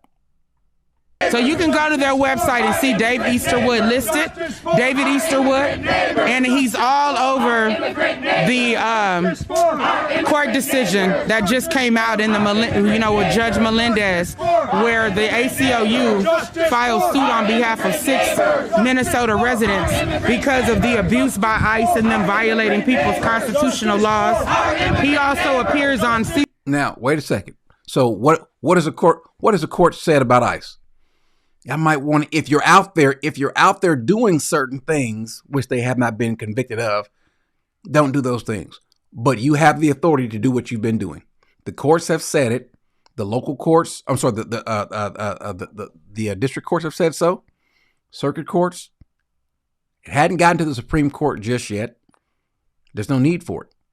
So the courts are in ICE's favor. They can go, and the job of ICE is to remove people, one of two people. They don't do the removing, but the job of ICE is to bring people for removal, people who have an outstanding order for removal, or to people who they know are in the country illegally. Now, in the commissioning of their duties, if they observe another federal crime taking place, they can arrest you for that. So if you start banging on their cars, if you impede what they're doing, if you assault someone, if you harbor one of them, you have violated federal law and they can arrest you. That's always been the case. C-SPAN with Christy Nome. That is the same guy listed as a pastor here at City's Church. So what happens next, Nakima? What do you think this does? It depends on this church. I know that this church will never be the same after today. I got a feeling that church is going to be packed next week. I might be wrong. I got a feeling that church is going to be packed next week. I think that the people who worship here will have to decide which side are they on. The side of the Lord, truth, righteousness, or justice, or the side that pretends to be on the Lord while harboring someone who is helping to perpetuate evil on our community. Now, here's the thing. Notice the irony. Harboring. They're harboring a U.S. citizen who works for the government, who's a pastor legally. But if you're harboring an illegal immigrant, I shouldn't say immigrant, an illegal alien, that's not a problem. We have changed everything. That's why we're in court right now arguing over what a boy is and what a girl is. We've got Supreme Court justices who, in their confirmation, would refuse to say what a woman is. This is the world we live in. And yes, I do believe that that particular woman should not be a Supreme Court justice. I think she's embarrassing to humankind. You can't stand for that. Corey, that's too harsh. You mean tell me a woman who was birthed by a woman can't tell us what a woman is? And you've got women there. It is interesting. Pause for a second. We've got 3 women: Elena Kagan, Sotomayor, and Jackson. 3 women who are fighting, arguing, and trying to play dumb as though they don't know what a woman is. Are you serious? Yeah, the doggone Rams beat my Indiana Bears. Hey, they're definitely moving now.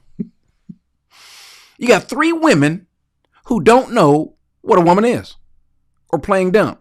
3 women who were birthed by women. I think 1 or 2 of them have children. Yeah, what is a woman? Your mama. That's where we are. That's where we are. I'm not being graphic, but they have seen their own bodies. They know what a woman looks like, what a woman is. They know what a man isn't. Because a man wants what a woman has on her body to be on his body. Doesn't make him a woman. And we play dumb. We sit and we give fools, these are stupid people, get upset. We can't say stupid. Why? Is there no such thing as stupid? Is there no such thing as an idiot or a moron? We give these people room, and what happens is we let them breathe. They are entitled to their opinion.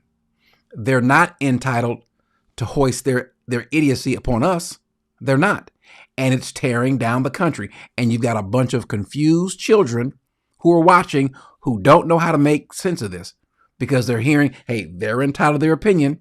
And so it's hard to watch a children's cartoon or movie without those things creeping into our sphere. So much so that now we've got people saying that Jesus was an immigrant. Okay. Or some say Jesus was an illegal immigrant. We've got these things. This is what's happening today. And it's happening in the church also with bad doctrine, heresy, and sin. And people say, be nice to them. Why would I be nice to them? Why? I love them. Love doesn't mean that you have to be nice. Look, your child is walking out into the street. You say, little Clavis, don't go out there. Clavis, at a certain point in time, you are going to yell at Clavis. If little Clavis keeps doing bad things, at some point in time, your tone is going to change. At some point in time, Clavis, what is wrong with you? What we do here in the country, in our country now, by the way, parenting tip, stop negotiating and reasoning with your children. Corey, that's bad advice. That's bad. No, it's not.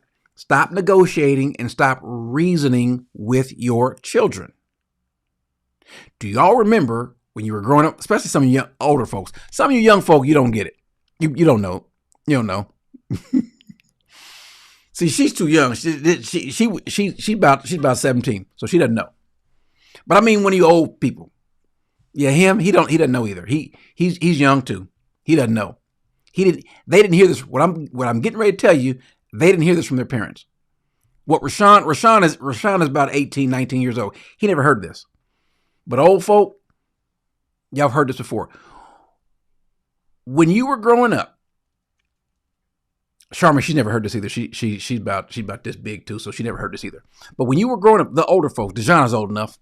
When you were growing up, let me tell you what you didn't do. I know what I didn't do. Renard didn't do it. Lakeisha didn't do this. When your parents told you something, you may have gotten away with. Why? How come? You may have. I didn't. No. Huh? What? Wait, why? None of that. If I did get away with why or how come, let me ask you a question. Have you ever asked your parents, especially if you were born in the 50s, 60s, 70s, maybe even 80s, if you asked your parents why, what did they tell you? What was usually the response? I know what the response was. Why? Why, mama? There it is. Because I said so. Because I said so. That's why. Why I got to do? Because I said so. Now ask again. Ask again. Tell me. Yeah, because I said so. That's bad parenting. No, it ain't. No, it's not. Why is reasoning with the kids and trying to explain something with them bad versus because I said so? Because what they have to learn is this. Because I said so, because authority told you to do it, that's what you do. These kids are not stupid. They'll guess what? You know what those kids are going to realize after you tell them because I said so? They'll eventually realize why you told them so.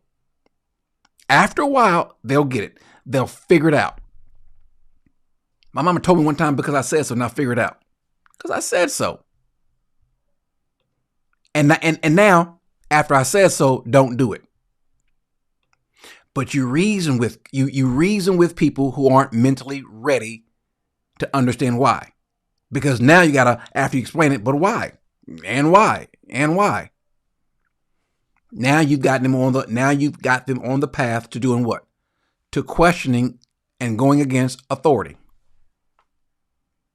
I'm not saying don't ever explain it to your kids. You can explain why, but once I tell you to do it, then you do it. It should be, if I say it, that's it. The reason why the country is in shape it's in, not because we've always had folks that had a problem with unjust rules and laws. That's how we formed this country. But do you know how this country formed? See, some of you folks thought that just one day the Boston Tea Party just happened. That Bunker Hill just happened. Some of you, no, they actually did. They went through the process. They actually went for redress to the king. They did. And the king said, kick rocks. But wait a second, you are taxing us unjustly. As a matter of fact, the tax you are putting upon us is an undue burden to support them and not us. It'd be different if the taxes were going to support us. We got a problem with this. And then you're hiring people to kind of, you're hiring mercenaries. You're spending our money in ways that we don't like to. You're not protecting us either. Yeah, we got a problem with that. So, you remember Shoney's and Sears and JCPenney? Yeah, I do. I remember Sears catalog and JCPenney catalog. That was my favorite. Listen, that was like what's that Victoria's Secret? That's what that was back then. Loved it. I could look at the toys and look at the right. That's what it was for. And I could pick out clothes that I would never get. I would circle stuff that I would never get. Mama, can I have some Nikes? No. Why? Because I said so. We going over here to Payless and get you some Pro-Keds. Get you some Jocks. JOXX. Y'all don't know about Jocks. Some of you all do. So, is it now? I said I will open it up. If there's anyone that says, "Hey Corey, I disagree with you," if you want me to bring you on for a hot second, and you can tell me why I'm wrong, why I am what did the guy say, that I was anti-constitutional? Let me know.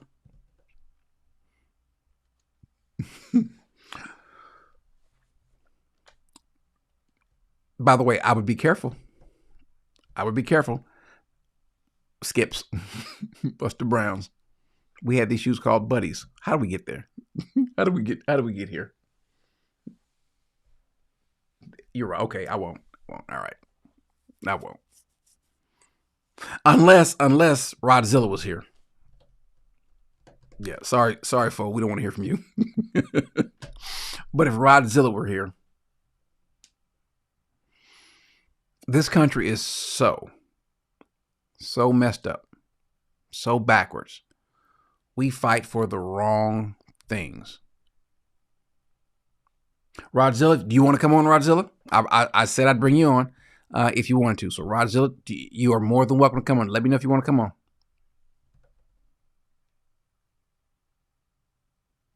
Why can't you get a membership to what? You said, why can I get a membership to what? I'm not sure.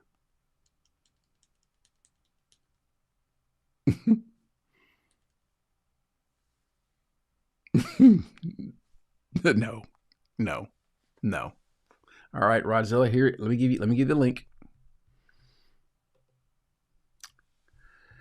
Here is the link, Mr. Rodzilla. I don't want, by the way, don't come on here if you all agree with me. Do not come on if you agree with me. I only got a few minutes, so this is for the folks that disagree with me, like the Rodzillas. And 400 if he wants to come too. Let me get my Google meter ready because you all are going to say some ridiculous things. Let me turn the TV off. So, if I'm wrong, tell me where. I'm not going to even make you prove me wrong biblically because you can't. You have no biblical basis. But fine, we got time. Why can't you get a membership to what? Why can't I get membership to what? What membership are you looking for? I'm not sure. I don't have any memberships. I'm sorry, Glenda. I don't have any memberships. So to the guy that was saying that I'm just doing the YouTube thing, I don't have any memberships. I don't.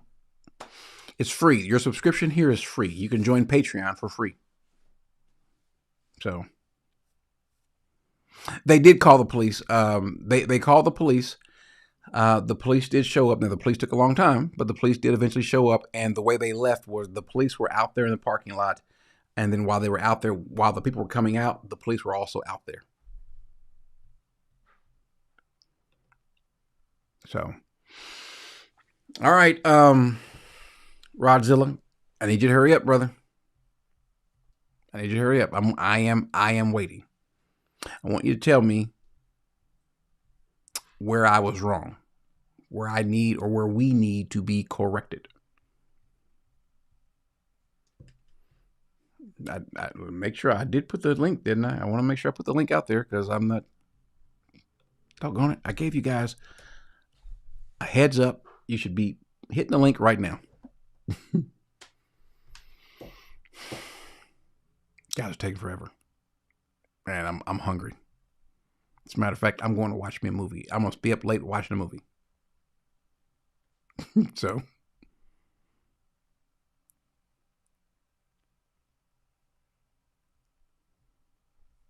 It doesn't. The only time that being disruptive can resolve something is if there is a violent disruption. That's the only way. Now, what it result? No, you need Safari or you need Google Chrome, either or. So you if you're using another browser, you can come on with Google or you can come on with Safari.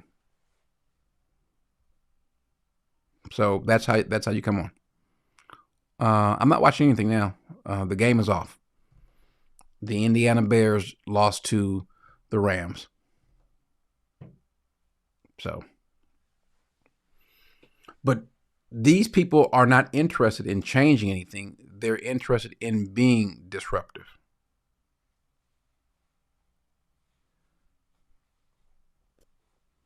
So you said you tried to. You tried to send me something through Cash App and it won't let you. Doggone it! Let me call. I don't know how to send me. I don't. Okay, hold on. I don't even know what. I know my. Don't all you need is a name. I think I get something from Cash App like every now and then. As a matter of fact, is Cash App? Wait a second. Where'd you get my? Is Cash App on the channel? Is that on here? I didn't even know it was listed.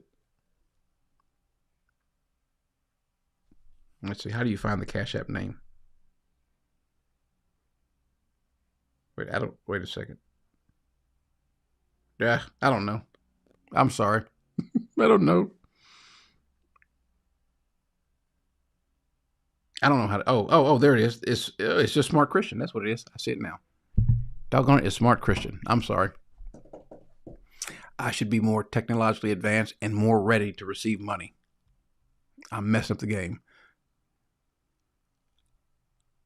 So, but yeah, there is no membership. Are you still having problems, Rodzilla? You're here? You're here where? You're not over here in the. Okay. Are you clicking the link, Rodzilla? I'm hungry. And I want to go watch my movie. Yeah, this is a movie where they're shooting the bad guys. Sorry. I've been watching Avengers all week. Now I want to see some bad guys get shot. So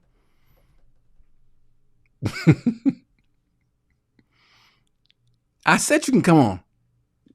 I just told you can come on, 400. I literally just said you can come on. See, that's what I'm talking about. Doggone it. I literally said, 400, you can come on. I was joking when I said no one wants to hear you. And they said, well, let him on. And all right. This is what happens when people on the left hear. They don't hear correctly. Doggone it, Hunter. There it is again. Dear Corey, what is your denomination again? I don't have one. Bald. That's my denomination. The harder they fall. Which one was that? Was that the Western? Was that the Western? I think, was that the Western? Now, what's going to happen is everybody's getting ready to start giving me movies to watch. Have I seen Terminal List? What is that?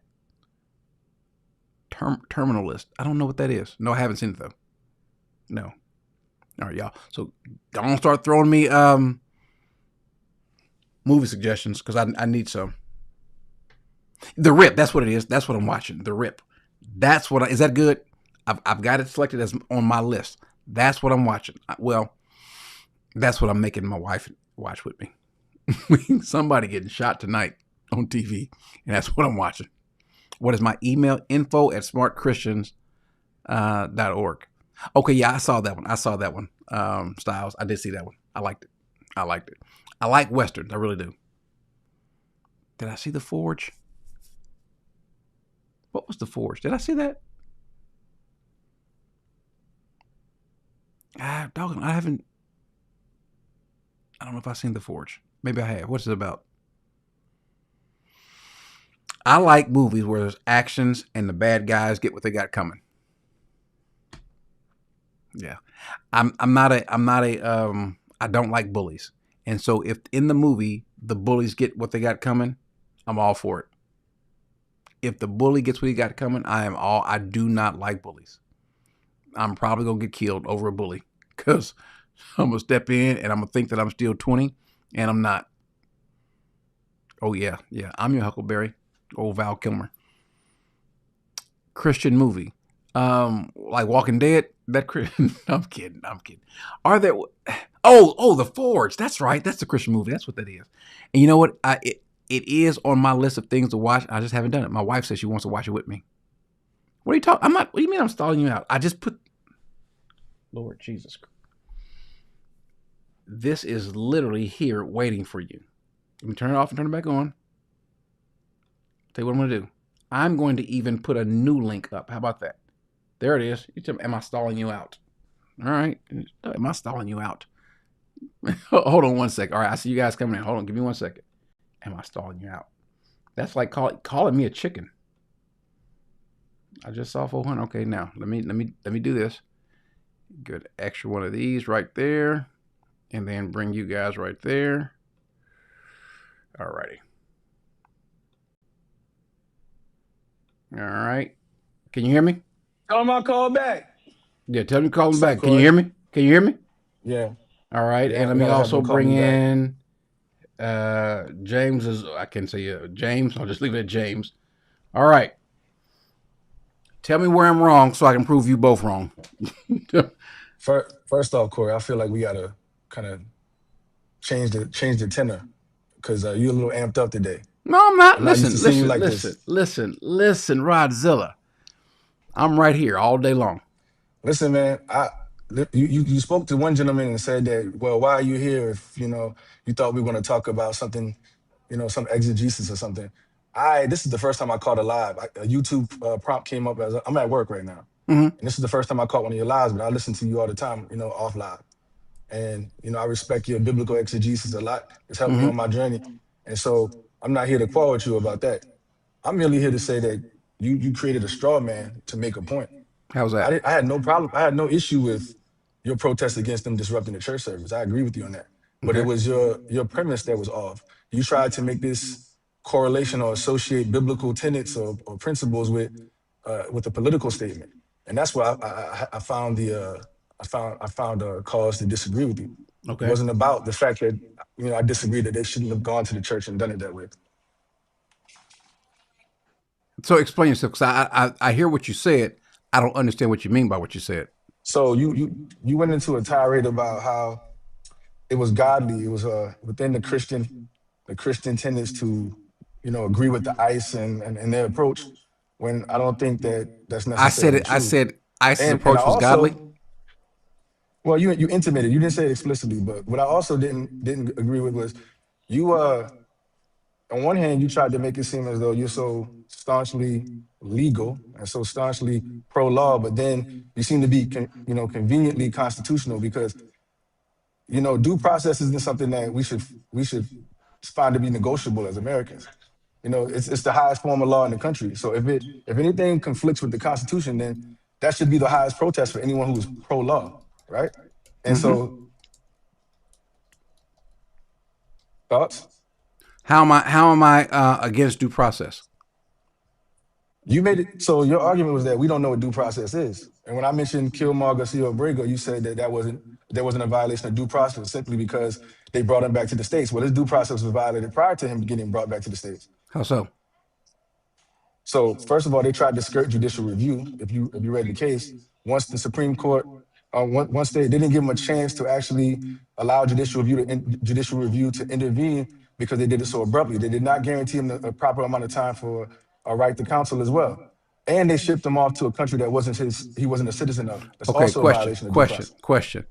Was there an outstanding order for deportation for Kilmar Abrego, whatever his name is? Was there an outstanding deportation order for him? I can't recall. Yes, it was. How do you get it? That still doesn't negate the process. Hold on. Wait a second. Did at least to that point he went through the process, right? He didn't go through the full process. He didn't get all of the rights that he was guaranteed under the Constitution. Well, he was ordered deported. Why was he not deported? He was deported ultimately. No. But before this administration came into power, why was he not deported? I don't think that's opposite to the discussion. Sure it is. You can tell me. You said that he didn't get due process. The reason why he was not deported for two reasons. One, the previous administration, it was not there. They apparently did not have the zeal to go and deport or go after the people who had these orders. Who had these orders? Who had these outstanding deportation orders? Also, he has fought against being deported to his home country. Now, Trump or the administration tried to invoke a law. The court said that they are applying this particular rule incorrectly.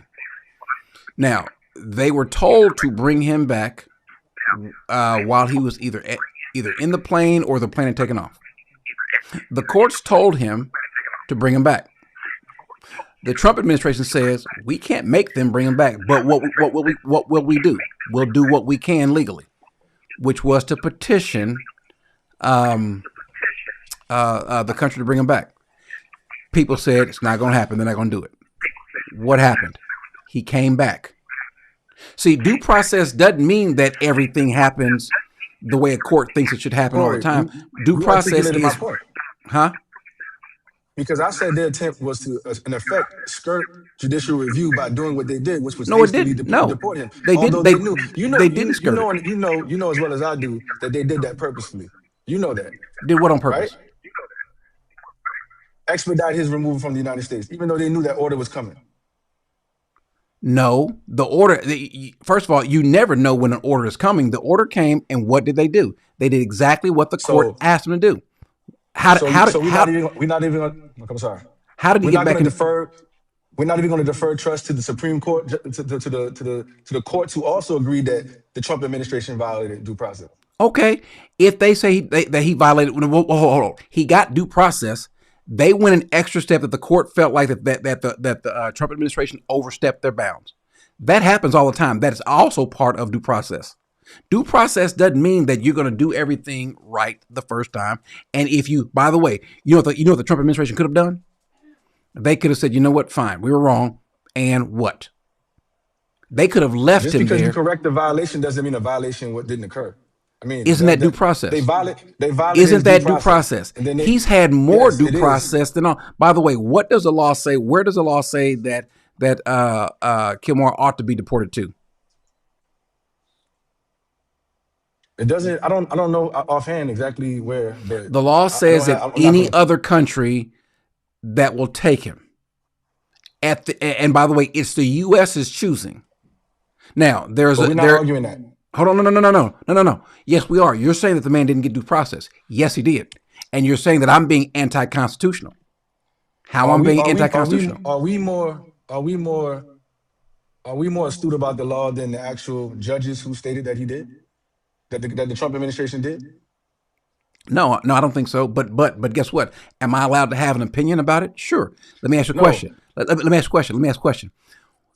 Is the court who interprets law, are they ever wrong about the law they interpret?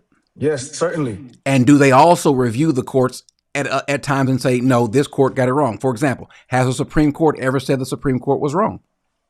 Yes, but that's redressing a grievance. That doesn't mean the grievance did not take place. Sure. Same thing here. Whoa. So Supreme Court.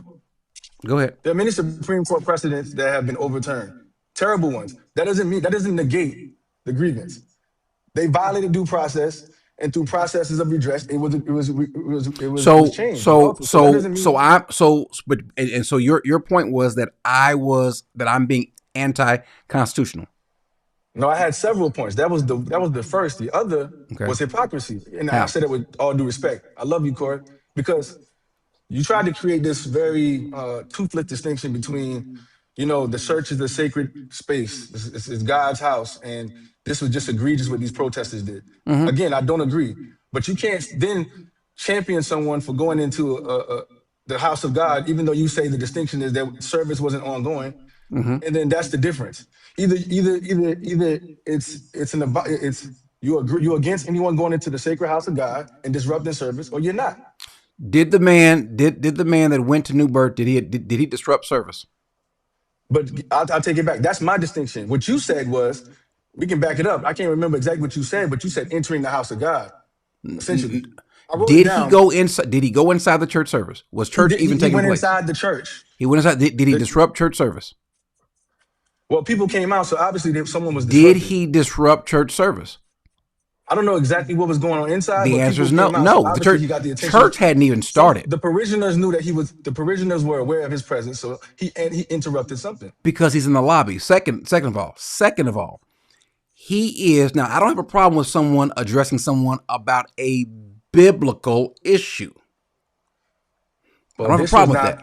So again, if you look at my comment, I asked the question. I said, "Is the distinction because it was biblical correction?" I You didn't literally, address that. You didn't. I You went literally on said, to no. You went on to create. You went on to attack me with ad hominems and try to characterize me without knowing the full position. That's what you well, did. I Rod, asked the question. I literally said that this person was the other distinction was that this person, one, was arguing a political issue.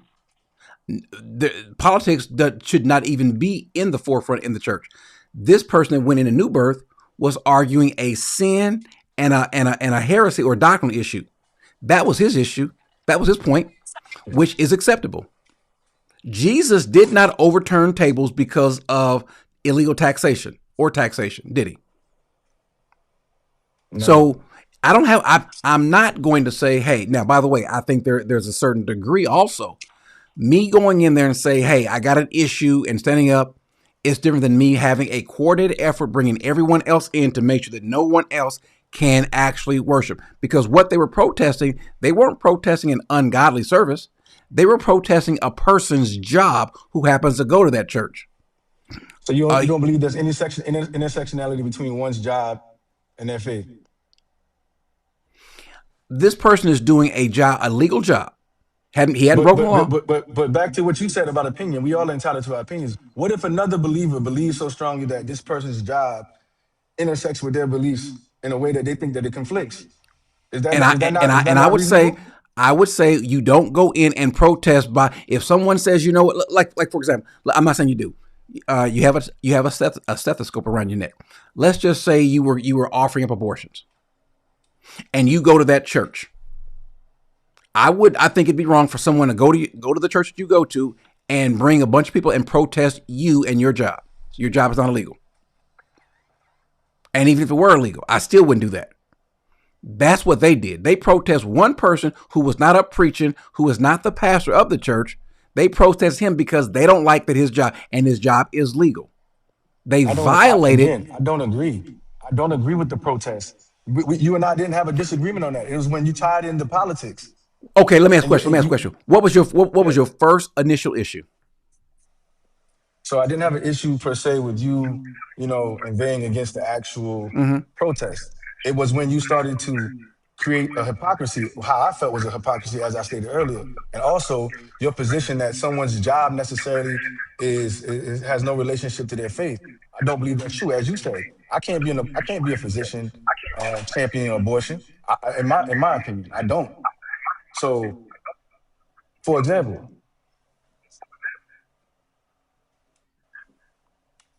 I was done. Okay, so let's go through your questioning. First thing you said was I don't think that the opposition to ICE is based on its mandate to enforce immigration law ipso facto. It's about infringement upon due process of Americans who get swept in their militarized approach. That can't be the case. The opposition to ICE is strictly and purely because it's this administration. How do we know? Because not for me. I didn't say you. Did you go to this? Did you go to that church? We're talking. This broadcast is about what happened there. And so your first comment, Corey, come on. Let's be honest. Your first comment was, I don't think the opposition. Which opposition? Your opposition? My opposition. Well, you didn't say yes. that. So, your comment didn't say that. Well, I'm speaking. It's my comment though. And so okay, I'm not gonna let you do that because see what you're doing, Corey. Let's be honest now. You insulted quite a few people here today and basically said that they were liberals or they supported or they hated Trump or this, that, and the third just because they stated an opinion. You did that. Your opinion, first of all, your opinion could not be based on anything other than what someone's told you. How do I know? Because I'm pretty sure you don't have that same opinion for what was happening in the previous years. Do you? Did you have an issue with ICE? Did you have an issue with ICE in previous years? Did you even know ICE was doing anything in previous years? You know why? You know why I didn't? Because they weren't acting like Gestapo troops in the streets, sweeping up people and violating. Here's the question now. Here's the question. What? So here's the question, Rod. What is ICE doing now that they didn't do 4 years ago, 5 years ago, 10 years ago? What are they doing now? It's apparent on his face. Look at the streets of America. Look at the streets of America. So you're proving my point. Have you ever seen this before? No. You know why? Because when ICE was doing, there's a family member of mine and a friend of mine that works in ICE. That works for immigration. This has been going on. This has been going on. Corey. Hold on, wait a second. And before they were under the umbrella of ICE, before they were under the umbrella of Homeland Security, they were doing these things. They were going to people's homes. They were arresting people. This has been happening. This has been happening. You didn't know about it, which you're proving my point. You're proving my point. By the way, James, do me a favor. I'm getting feedback on your. I don't know if you're listening to me on YouTube or not. Turn it down. I'm getting feedback on yours. You didn't know these things were happening. They've been happening. Why are they now on TV? Why are protesters out there on TV now? Because CNN and other stations are wanting to show them. And the reason why, now, I don't have a problem with them even showing it. I don't even have a problem with that. But they're out there, the people that are out there protesting, they're only protesting because this administration is doing it. They didn't do it. By the way, we've got video footage of other newscasts taking people, by the way, because CNN went out with, and so did MSNBC and Fox, they went out with with ICE agents in previous administrations, and they put it on TV, and nobody had a problem. Now they have a problem. Why do you think all of a sudden now, after doing the exact same thing over and over for the last 20, 30, 40, 50 years, why do you think people have a problem with it now? Corey, how you do things matter. You know this. You can tell someone the truth, right? It can be the absolute truth, but how you deliver that truth, it matters, right? And in the same way, enforcement of immigration policy matters. You did not. No, Obama deported more people than Trump could probably imagine. Trump can't dream of deporting as many people as Obama did. But Obama did it in accordance with the law. And How? the optics definitely weren't this How? bad. How? Listen. Hold on. The same way in which people are protesting. The what weren't bad? Listen. Say that again. What weren't bad? I heard what you said. I want you to say it again. What wasn't bad? No. I mean, I can't. Tell me what I said. The optics. What I optics? included optics in there. I'm being Okay. complete. I didn't. ICE is not. They're not using any tactic today that they weren't using 5 years ago, 10 years ago, 20 years ago. Man, I've never seen an ICE agent heretofore, but I've seen several now since I've been in Memphis. So look what you just said. Look what you just said. All Indians walk single file, at least the one that I saw. So it's not. So you haven't seen ICE before in the past, and you're telling me that they didn't do this in the past. Individual perspective is You just said, informed by your Rod. You just said your perspective is as limited as mine, right? No, it's not. So No, it's your not. opinion is- No, it's not, Rod. your Rod, opinion is it's valuable, not. but mine isn't. Rod, I've known about what ICE was doing for the past. My mother-in-law was an ICE officer. Hey, this is a fallacy of logic. Just because you have known longer doesn't mean you know better. Will you listen to me for a second? You just told us you didn't know anything about ICE before this. So you don't know what ICE was doing before. And we literally have video of ICE doing the same thing years prior. So because you didn't know what ICE was doing, now you're saying they're doing something different. They are not doing anything different. The only thing that's different now is that people are going out protesting it and it's on TV. That's the only thing. Are you telling Corey, me ICE has never... You're neglecting the why. Why are people protesting? Why are people on the street? Why do you think they're solely protesting? Simply because a different administration is in charge? Why are they protesting then? I'm telling you, but you're not listening to me. I heard you. You just told me the tactic. You're telling me there's no difference in enforcement between Donald Trump's administration and the Obama administration. You're telling me... Flagrant lie. Look what you just said, Rod. You're not paying attention to what you said. You told me that you've never seen ICE before. You're telling me, you're also trying to get us to believe that ICE's tactics are different. So you're telling us that ICE didn't break down any doors before. They didn't arrest people. People didn't flee from ICE before. Or is that what you're telling us? Man, we literally have spoofs and parodies of when immigration would show up in the past and folks would take off running. These are little spoofs because it's always, and I don't know where you live. Here in Texas, that's always been the thing. My mother-in-law would tell you how she would take her badge, and she would go places, and her badge had the little star, had it out, and if someone Hispanic would see it, they'd get quiet, they start moving away. Now she wasn't an enforcement agent. She wasn't an immigration and customs agent. She was not that. She was one of the higher up officers. Now, I was actually going to go and she wanted me to go work for ICE in the past. And the job that I was going to do, here's what's funny. The job that I was going to do would be one of those jobs, either that job or going to the airport. And it would be the exact same thing. ICE is not, listen to what I'm saying. If you say different, it's because you don't know.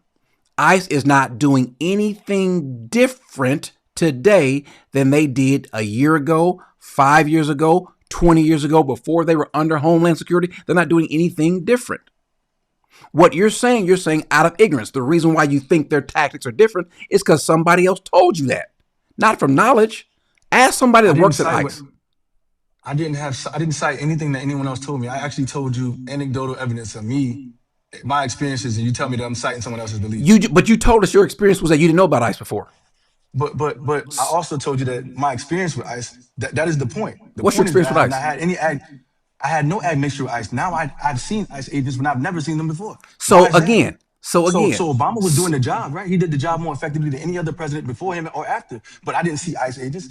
The average American citizen didn't see these different optics. No, that didn't happen. Okay. But you see him under the Trump administration. You want me to believe that everything is the same. Hold on, wait a second. What are the tactics that ICE is doing that you don't think that they did before, that we didn't see before? Corey, that's elementary. No, it's not. No, it's not. You see it. You don't know what you're saying then.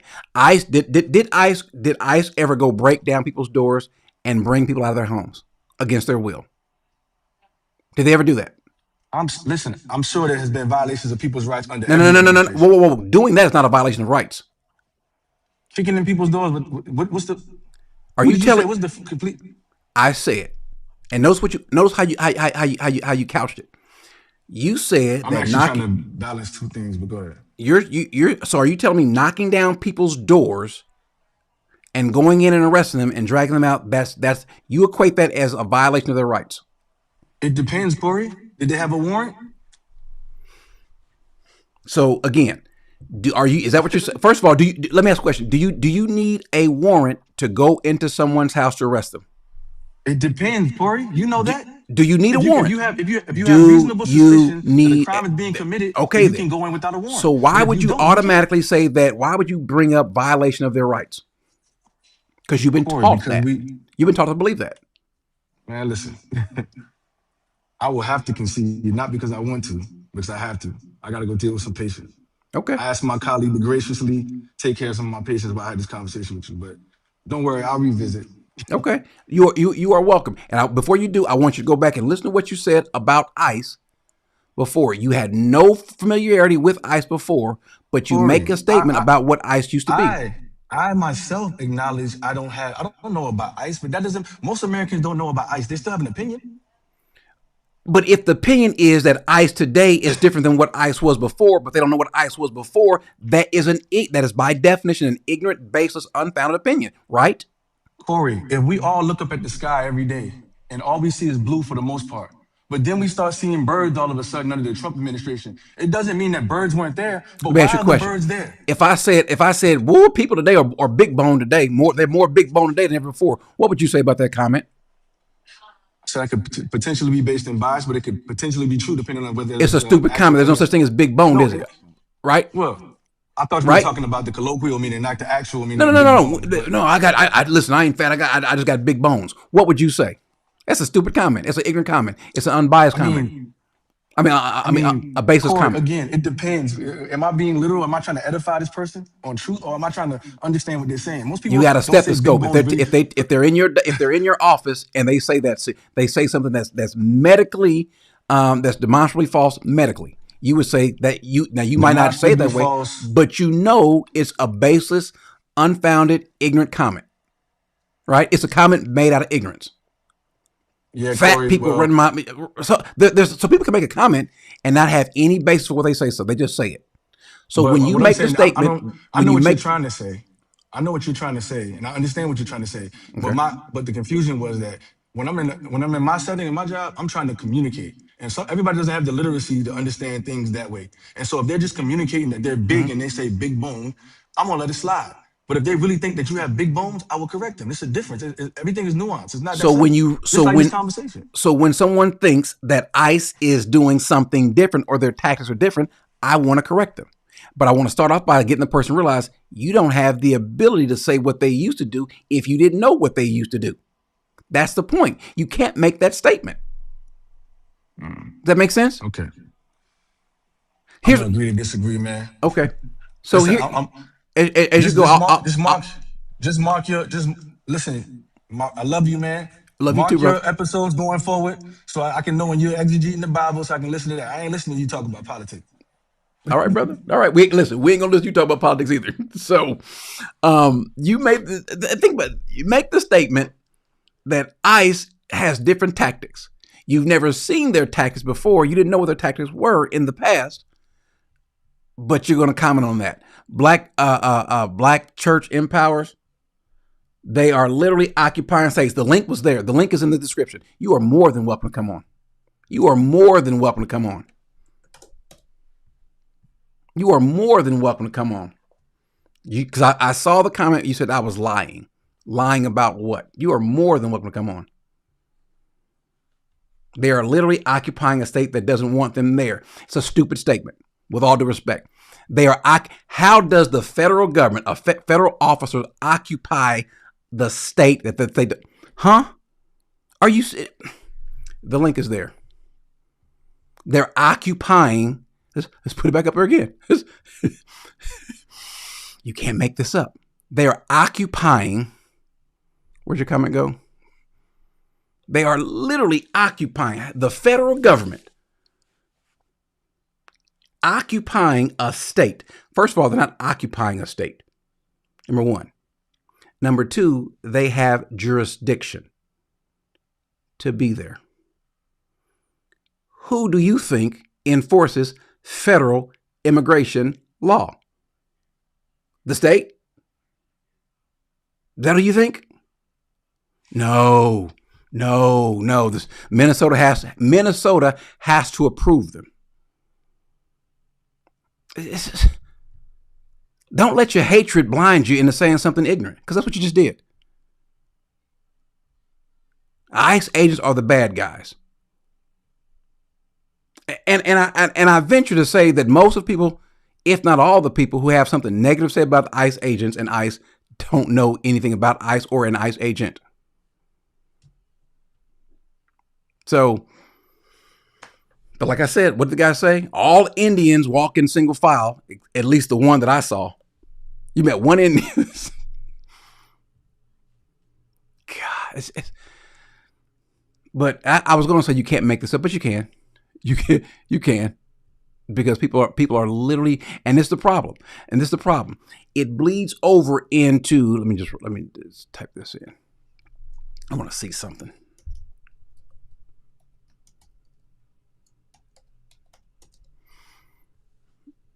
It hasn't been. I'm just going back and looking at your comments. It hasn't been happening this way. It has been happening this way. This is literally what ICE or immigration enforcement has been happening this way for the longest. They have.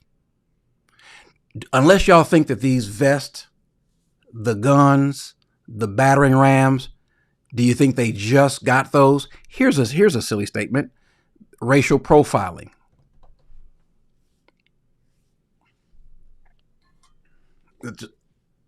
Let that sit right there for a second. Racial profiling. We're looking for people from South America. So then how do you, by the way, is racial profiling illegal? The courts have said it actually is legal. As a matter of fact, it's a tool that you use. Hey, be on the lookout for a man. We are looking for 3 Middle Eastern men. But let's just check every Chinese person,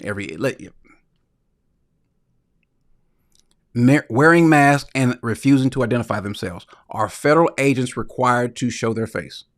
Say no. I'm just going through your comments. Detaining American citizens without cause. Can American citizens be detained by immigration officers? Say yes, they can. They can. It's like you guys you guys say things. You guys say things and don't know what you say. You say things because you're politically motivated. You didn't say these things 4 years ago, a year ago, 3 years ago, 10 years ago, 20 years ago. You didn't. So listen, this has been real, guys. This has been amazing. It's been wonderful. Because what people end up saying, the conversation we have, it ends up going for them to something political. It ends up going to something political instead of something what we were talking about. You don't have the same biblical outrage. everything is going to either be about race or it's going to be about politics. And I'm saying when your race and politics blinds you to defend this stuff or not be outraged, you got a problem. I done put the link out. I don't know how many times. There it is again. I'll give you you a few minutes because I do have to run. It is 9. Wow, wait, it's about to turn 10 o'clock. I should be getting ready to go to sleep. I'm not gonna be able to watch my movie. Doggone it. I'm not gonna be able to watch my doggone movie. And by the way, the guy said that I'm this is me. This is me. I'm good. Yeah, I hope you're right. I hope Rod goes back and watch what he says to make this aspersion about what ICE was doing and what they weren't doing, not even knowing ICE. I do. Quite a few, as a matter of fact. And this is a route, especially if you live down in a place like here, where there's a lot of activity down here, especially when you're dealing with hubs. By the way, I can't tell you how many people I know who have been captured by ICE. My first cellmate was captured by ICE. As a matter of fact, he said, I'm not coming back to this country again. I said, well, why not? He said, man, no, too much time. Because every time that he's broken into the country, he's gotten charged. Well, the first time he was ordered deported and he didn't leave. He did not leave. And so what did he do? They finally caught him and they gave him a sentence. I think the sentence was a short sentence. He came back in again. Caught him. He had a short sentence. I think this was either his third or his fourth time. And this time they gave him, it was either 6 years or 8 years. I can't remember. And he said, I don't have that time to keep giving up. I'm not coming back. Because being found illegally in the United States is a federal crime. Coming into the country illegally is a federal crime. Not just a civil crime. I mean, a civil charge. It's a federal charge. If I or if you violate a federal charge, you might expect the federal government to come after you. Because some courts and organizations lack subject matter jurisdiction, they can't come after you. The Dallas Police Department cannot charge me with a federal crime. That's up to the federal government. And so there are people who will tell you that ICE has been doing this for a long time, before they were even called ICE. They have been doing this for a long time. And remember why this was put together. This was put together to make sure that there were dangerous people who came to the country who should not be here. So what did we decide? We don't want any of them here. That's why we have the formation of this, why we have the formation of Homeland Security, and we put immigration under Homeland Security. I think the point that you missed, it's not the ICE agents, even though I know some of them are bad people. It's the way the government is using the ICE agents. How is the government using the ICE agents? The government is literally using the ICE agents to go and do what they are doing. What are they doing? They're using them. You have a problem with the federal government using ICE agents to go after people who are here illegally or believed to be here illegally. Is that a misuse?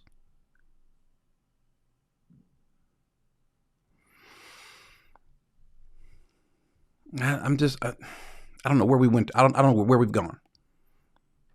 And again, nowhere near this much hollering this is why we think that this is bogus.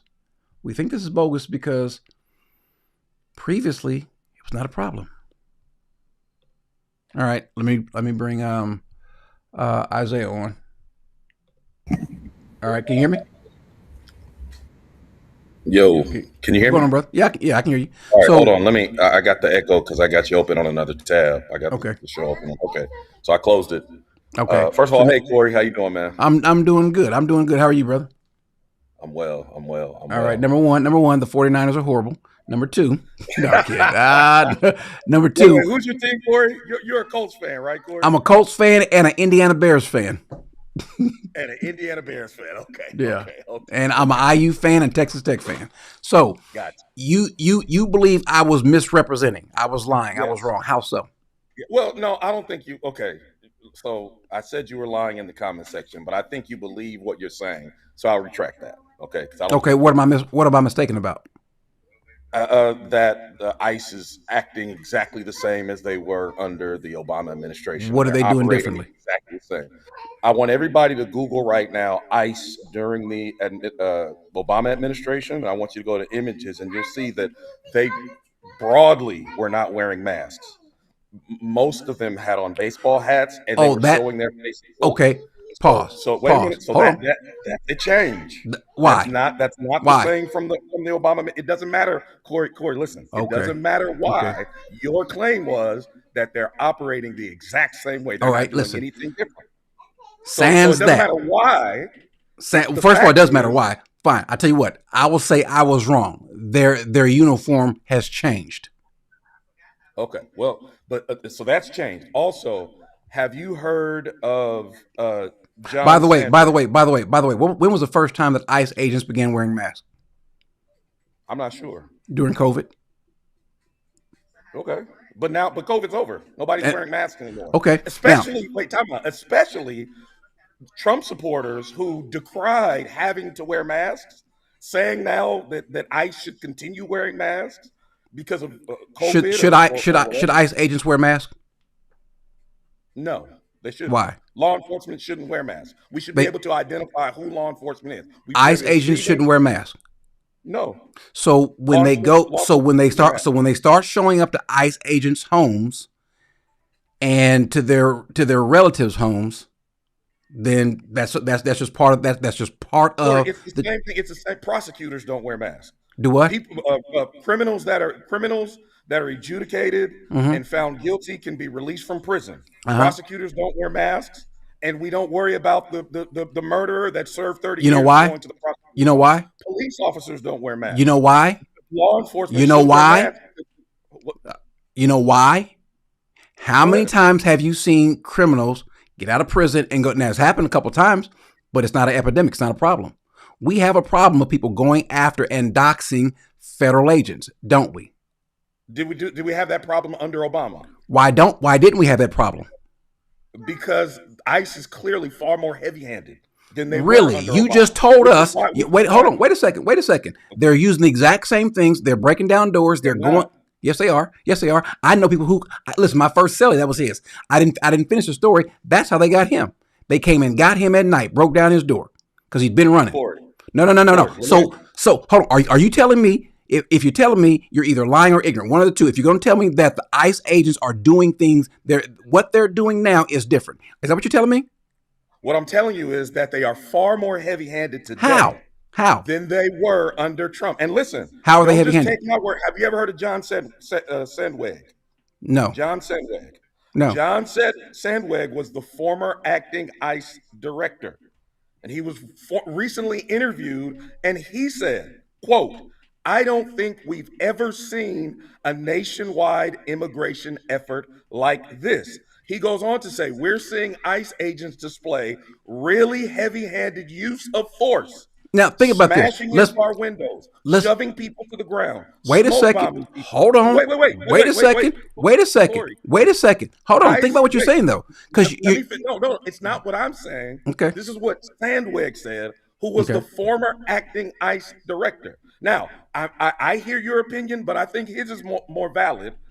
Is it more valid than the ICE agents who've also said they haven't changed anything? As a matter of fact, the current ICE director, who's been there for longer than this administration, says nothing's changed.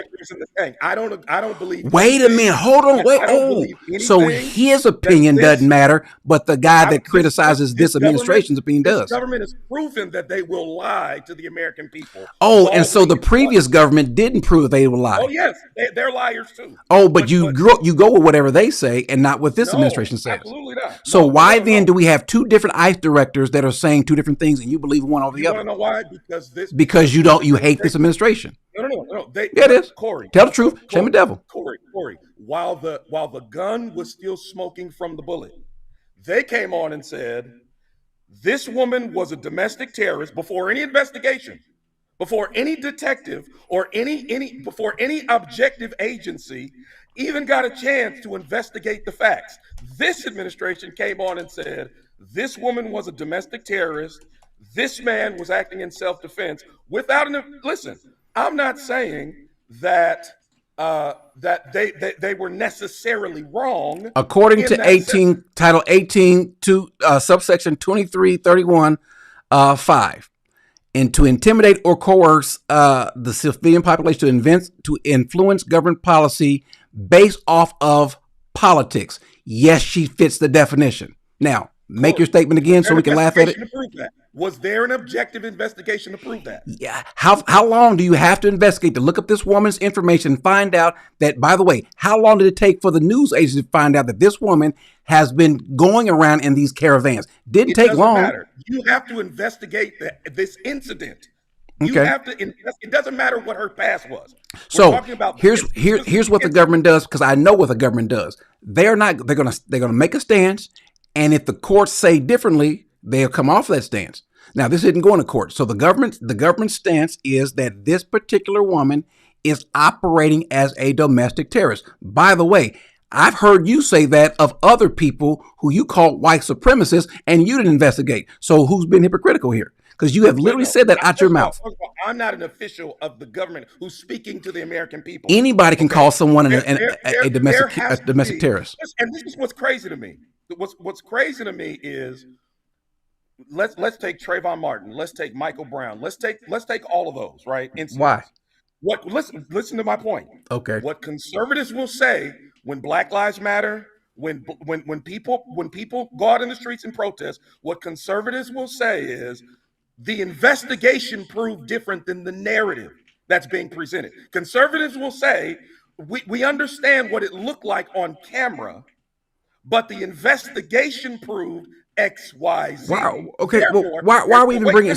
Why are we bringing up Trayvon Martin? Corey, let me finish. Therefore, we can't believe the narrative based on what people are saying. See, we have to go with the investigation. Implicit in what you're arguing is your biases, because you threw in Trayvon Martin. That has nothing to do with anything we're talking about. No officer was involved. Corey, no agent of any kind was involved. Now all of a sudden, just believe the government without any investigation. What government? What government? What government? The federal government. Noam came out. Whoa. Hold on. My question was, why would you bring up Trayvon Martin? Because I'm trying to make a point. Because you're basically saying, okay, that this woman, she fits the bill of being a domestic terrorist based on her past. Okay. However, without an investigation, I'm talking about the specific incident that happened that led to her death.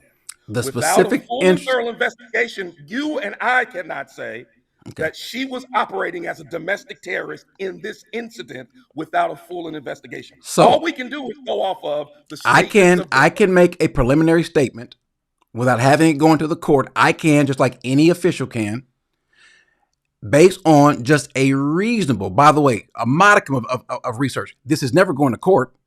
Now, her girlfriend or wife or whatever, she might get charged. But so far, what we do know fits the bill. Now, what you can't do is you can't disprove that she wasn't operating under the definition of a domestic terrorist. She was literally out there trying to coerce others or interfere. That's being disputed. Hold on. That's what I'm saying. Where an investigation needs to happen, because that is being. Was the lady involved? Was she actually out there in caravans, going out there to call out, to disrupt, and to warn potentially illegal aliens to flee? Was she doing that? Is that is that a violation of federal law? Yes, it is. And was she doing that intentionally? Did she put it? You're saying all this without an investigation. There are some people that believe that she had just dropped off her children and she was on her way. Now there were cars that were able to go around her. Wait a And there are second. Wait a some second. people Wait a who second. believe- Pause. Wait, Pause. We there were already know some she people- wasn't dropping her kids off. Corey, We already know that. Corey, listen to me. You don't know. Listen. If a conservative is thinking like you, Corey, then every time there's a death in the street and Black Lives Matters protests with Isaiah, we have but to say, we you have and to I say- both, we you have and I to both say- can think. we Where have to say- no, where did she drop her kid off at? You're Where not did she thinking, drop her Corey. kid off at? Corey, no, what I'm saying, listen, you're trying to get into the weeds. No, hold on. You said there's reports that she was dropping her kids off. That's already been debunked. The other gay woman said that now the other gay woman said that she's going to have to go and pick up her kid from school. Based on what, Corey? Debunked based on what? Who debunked it? Where was she at? What school? No, Corey, this is my point. What you're trying to do, you're trying to skate away from the point. The point is, there's been no investigation, Corey. And there won't be. And there will, and wait a minute, and there will not be no investigation because this government, while the gun was still smoking, came out and indicted this woman and exonerated this man. Just like you, while the gun is still smoking, you're calling them racist. You're calling them. You said they're what did you say? Occupying a state illegally. Wow. Wait, no. I said that's not what I said. That is what you said. Go back to the comment. I said they're occupying a state that does not want them there. They do not want them there. They said clearly, we do not want you here.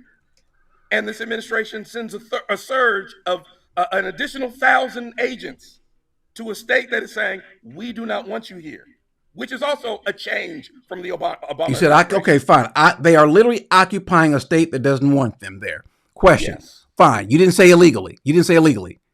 How can federal agents occupy a state? Corey, they do not want their presence. So? Now. What's that got to do with anything?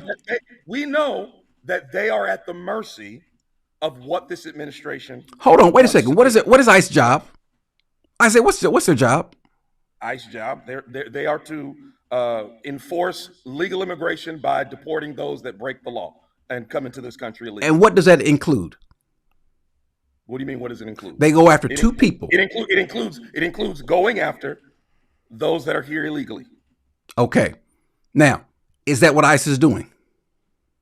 No, not in every case. What are they doing in every case? In the case that you don't see? No, listen. They are approaching citizens, asking to see their papers. Citizens. Is that illegal? Time out. People that are here legally. Are they allowed to do so? Yeah, but my question is, are they allowed to do so? On what? Not indiscriminately. So, like, for example, if I'm born and raised in this country, upon what grounds does an ICE agent have the right to come to my car when I'm sitting out in my parking lot while I'm eating lunch and asking me to show them my identification? If they feel while they're in the commissioning of their duties, if they feel that someone is here illegally. Now, if you feel like you've been targeted, hold on, wait a second. If you feel like you've been targeted unfairly, what do? You have redress. You can go to the courts. You can do that. Folks have their cameras so they can go and see. They can figure out, they can ask the agent, and the court will do so. I can promise you, the court will say, on what basis did you approach Mr. Robinson? They can do that.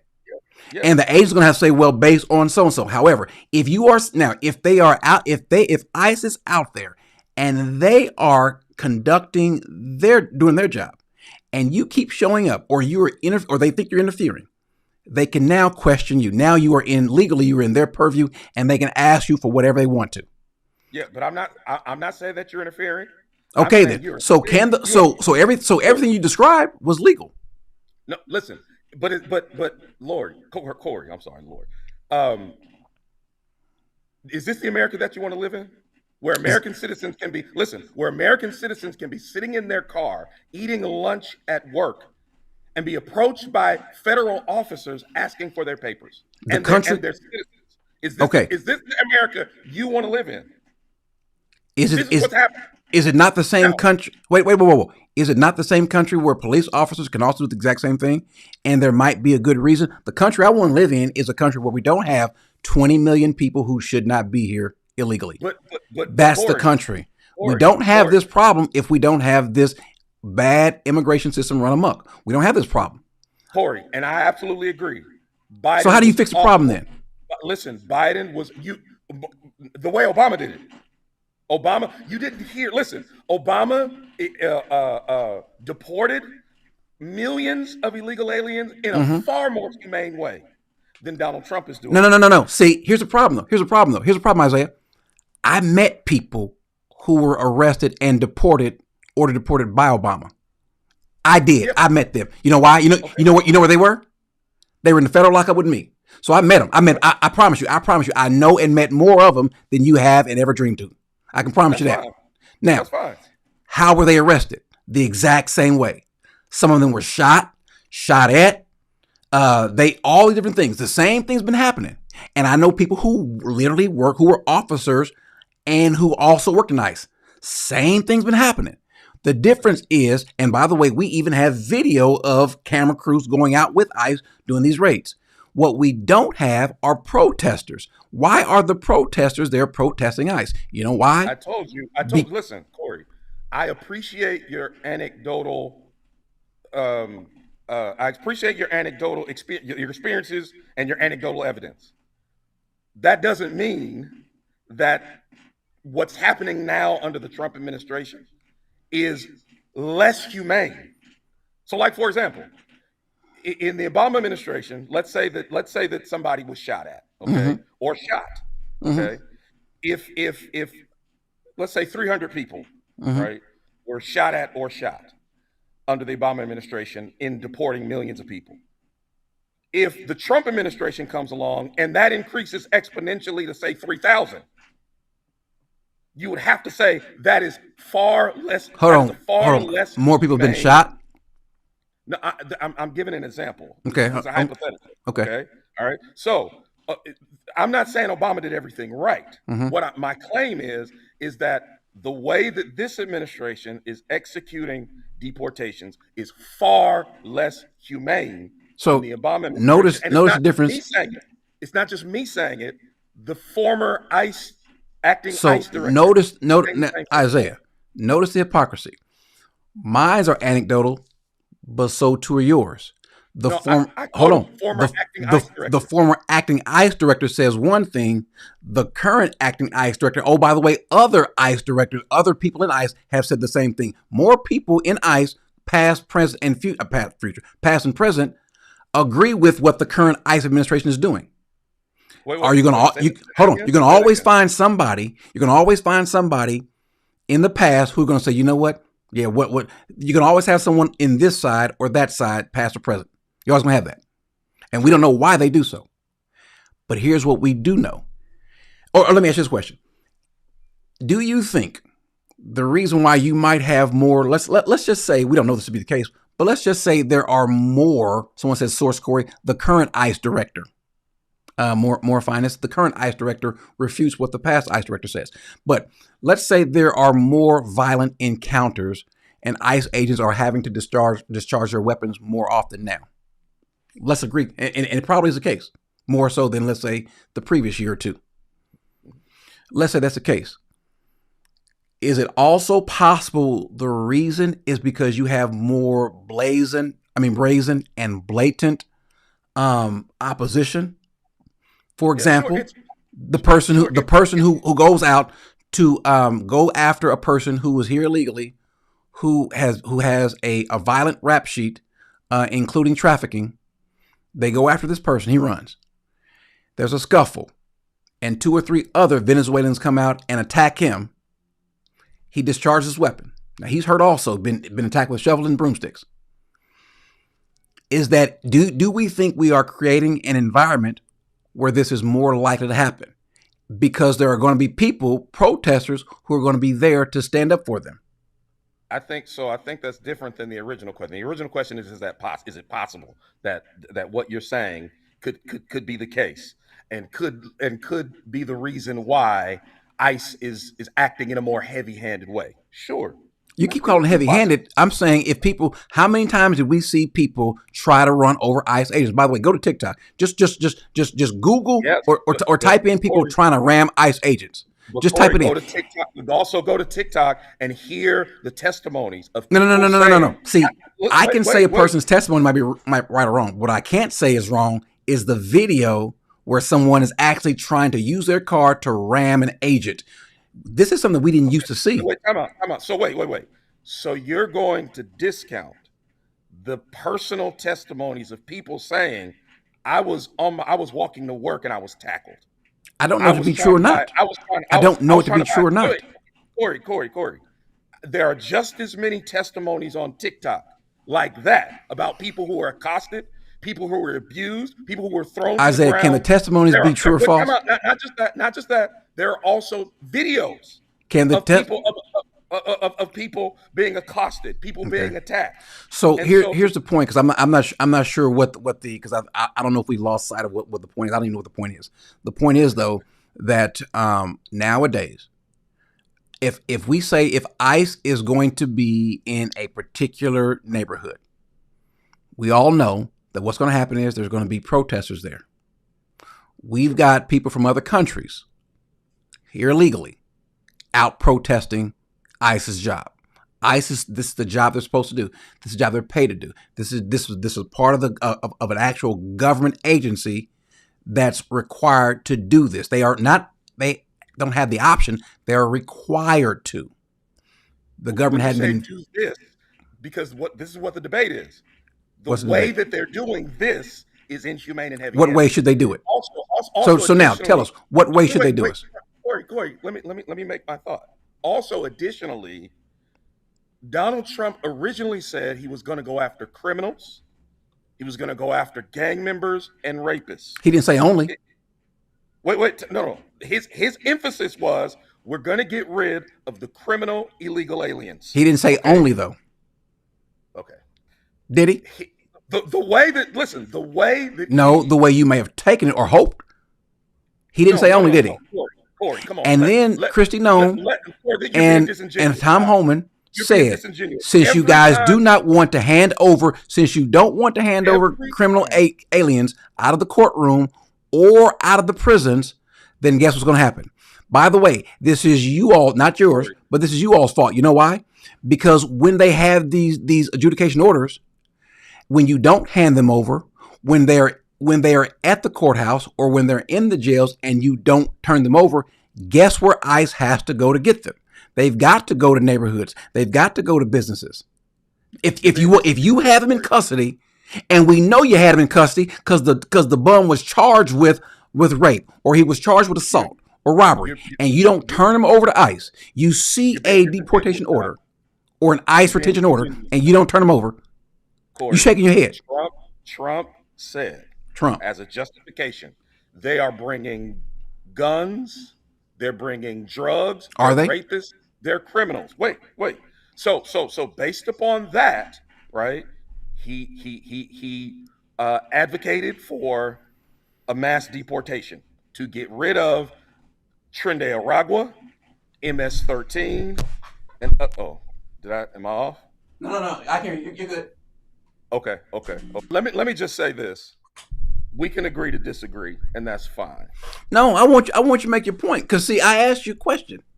The question was, since you're doing this, since you're saying they are doing it the wrong way, what's the right way? How should ICE do it? Because again, this has been the question for the longest. We have what are called sanctuary cities. When and where did sanctuary cities show up?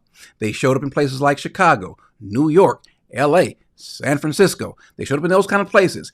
And what's the problem with sanctuary cities? Sanctuary is they are offering sanctuary to those who are here illegally.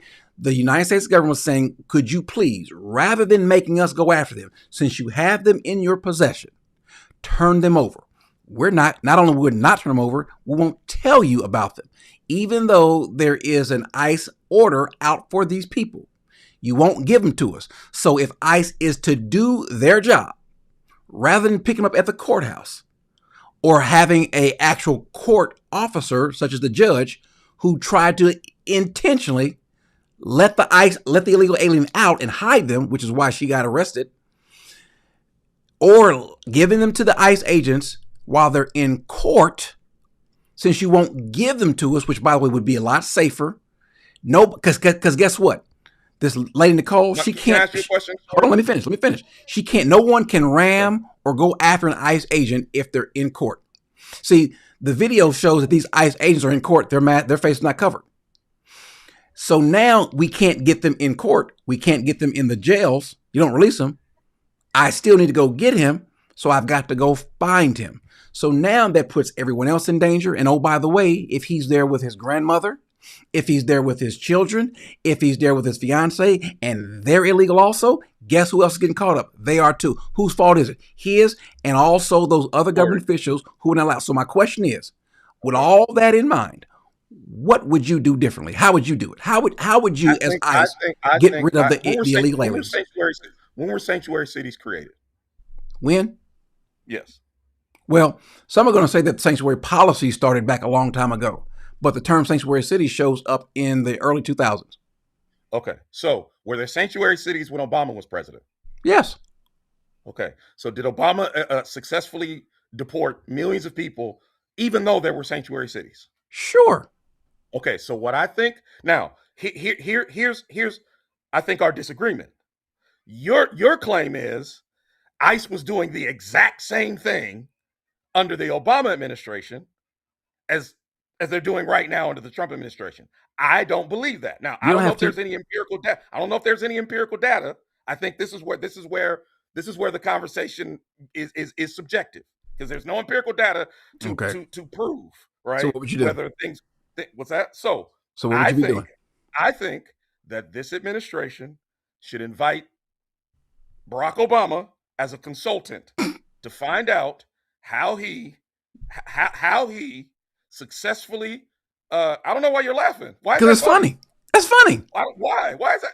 Why would you invite Barack Obama? Wait, time out. Do you disagree that Barack Obama deported millions of people with sanctuary cities, and at least it was far less chaotic than it is today? And we didn't hear testimonials of people saying, I was sitting in my car as an American citizen and somebody asked me for my papers. Isaiah, was church today at your church? Was your church chaotic? Was my church chaotic? Yeah. My church service? Yeah. No, went a little longer than necessary. Okay, but it wasn't chaotic, right? Yeah. Now, I don't like you or other Christians, and I show up at your church service and I start yelling. Would your church service then be chaotic? Yeah, but what does this have to do with anything? Whose fault that is chaotic? Is it your fault or my fault? The person protesting made it chaotic. Just like now, the people that are protesting and getting in the way of ICE, they're the ones that are making it chaotic. So Would wait, you not agree? Corey. And now we're getting on a tangent, because what you're saying, this is the same thing that was said against civil rights protesters. Okay, so no, it wasn't. Civil rights. Wait, time out. Listen, you had law enforcement, all right, that used heavy-handed tactics against civil rights protesters, and then they turned around and blamed the protesters. Okay, well, they didn't. So they were. That's not what we're talking about now. What's that? That's not what we're talking about now. We're not talking about that now. This is what I'm saying. What I'm saying is, can you turn that light back on, sweetheart? What I'm saying is, the use of heavy-handed tactics from law enforcement. Right, it's still law enforcement's responsibility not to use heavy-handed tactics, even as there are protesters there. They can't blame the protesters for the fact that they're being jerks, for the fact that they're being for the fact they're brutalizing people. They can't say protesters are here, so therefore now I have the right to violate the Constitution. Therefore, I have the right to act like a savage. And that's what they're doing. I'll get back to my question in a second, because you don't want to answer this question, but let me ask you a question. All of the arrests that you've seen on TV that have been violent, where they've acted savagely, how many of those savage arrests that you've seen involve the person being arrested, obeying and complying with their arrest order? I can't possibly answer that question. Have you seen any? I don't recall ever seeing a person being drug out of their car who obeyed the command, the first or second or third command. I can't recall the person whose door was knocked down. Listen, who? Time out. Corey. I'm asking. Corey. We have testimonials of people. I don't care about testimonies. People lie. Okay, the videos usually don't. Then I don't know what to say. If you're going to discount, say this then, Isaiah. Answer my question then. Then answer my question. What would you do if you were running ICE? What should ICE be doing? How should ICE be doing their job? I gave you. You laughed at the suggestion that I gave. Okay, so we're bringing Obama, and Obama would tell us what? I think that Obama. I think that this administration should invite the Obama administration and consult with the administration specifically on their border policy and on their deportation policy. Obama refuses. Now what would you do? That's one thing. Now, neither you or I are experts when it comes to ICE, when it comes to deportation law, you are of correct. That nature. Okay. But what should ICE agents be doing? And then another thing I think they should do, and you don't agree with this, I think they should all take their masks off. Okay. So a couple things. You're saying ICE agents should forget about asking someone else because we're asking you. We can't say your advice can't be ask that guy what to do. I'm asking you what to do. So don't defer to Obama. Because guess what? Obama's not. He's not a field agent. He doesn't know the manual. He's not telling him what to do. Corey, you said what do I suggest? Okay, my question was what would you suggest ICE do? How would you have them do? What would their tactics be under you? You're the ICE director. So number one, I think that they should take off their masks. Okay. All right. Number two, I think that they should coordinate more with local law enforcement. Okay. So if there is a situation where there's and I got to go in a minute, man. I'm home and my daughter's my daughter has school in the morning and I'm loud, and so I want to make sure she's able to sleep. Tell her daddy over here getting cooked. Just tell her. I don't know if I'm getting cooked, Corey. I think you're looking real bad in these streets, Doc. You say so? Hold on. Wait a second. Look what you said. So hold on. You said ICE should take off the mask and they should coordinate with local. Now, they've tried to coordinate. That part we do know. Okay. As a matter of fact, it's to the point to where the state of California has a rule against them doing so. And certain locales have a state, right? But wait, now time out. In San Francisco, where do you live in San Francisco? No, I live in Los Angeles. Okay, but in San Francisco or Los Angeles, fine. Are they allowed to coordinate with ICE? Wait, we're talking about Minneapolis. No. Why are we shifting? We're talking about I don't know what's going on. Listen, because ICE isn't just in Minneapolis. So I'm talking about specifically in Minneapolis. I'm talking about all over the country. In these sanctuary cities, LA that you're in and San Francisco, are they by law allowed to coordinate with ICE? Say no, because they can't. What do you mean by coordinate? Are you talking about picking up the phone and calling a local sheriff and saying, "Hey, there are some citizens here right now"? If ICE has a detainer in LA, what do you mean by coordinating? Here, I'm about to show you. In LA, if ICE has a detainer against Clavis Rodriguez. He is getting released from jail today. And there's an ICE detainer. In LA, are the LA jails, are they going to release him? Are they going to honor that ICE detainer? The answer is no. Corey, why are you shifting? Because you said, hold on, because your question. Coordinating with law enforcement. That's part of coordinating. In the field. Can ICE agents call local law enforcement and alert local law enforcement to what is developing around them? A lot of these local law officers, okay, they know the people in these communities better than these agents. Wait a minute. So ICE knows that Clavis Rodriguez is in jail. Come on. When we say coordinate, because you made a blanket statement that they are unable to coordinate with local law enforcement. What do you mean by that? Well, I forget the city in California or the person in California who's being I think either fired or being up for review because he tried to coordinate with ICE and he was charged with violating a law in California. As a matter of fact, Gavin Newsom was just asked this question just recently. So So wait. again, So is you're it saying illegal? one of the things that I should do is coordinate with local officials. And I'm telling you, local officials in places like your city, LA, or San Francisco, you should know this, or Minneapolis, or Chicago, or New York, they don't coordinate with ICE, Wait, even though that's ICE not what you tries said. to. So Don't or can't, because they you don't. initially you said they can't by law. No. ICE, no. ICE You said they can. can't coordinate. That was your claim. California, the state of California has laws on the book, and certain locales also have laws on the book where they cannot, by their own laws, And I would need to coordinate with know. I ICE would in need certain you. ways. Sorry. Cite that law, please, for us. Pull it up. Cite the law. All right, let me see if I can find it. All right, hold on. Okay. Thank you. Let me just Google. I got to go to Google Meter. All right. What laws in LA or San Francisco? Hold on. I should just put And the. also include Minneapolis in that, sir. Well, I'm just using your city. Okay. All right. Hold on. Let me put in the city, because in the city of Los Angeles, preclude local officials from coordinating with ICE. Let's see what the Google Meter comes up with. Let's see. These are what are the laws? Let's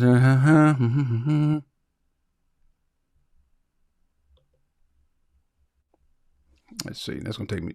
Or I do have to. I do have to go in a moment, man. Okay. Well, let's put it this way, because I don't take up time. Then, do you Okay. agree that there are laws that certain jurisdictions preclude them from helping ICE or coordinating with ICE?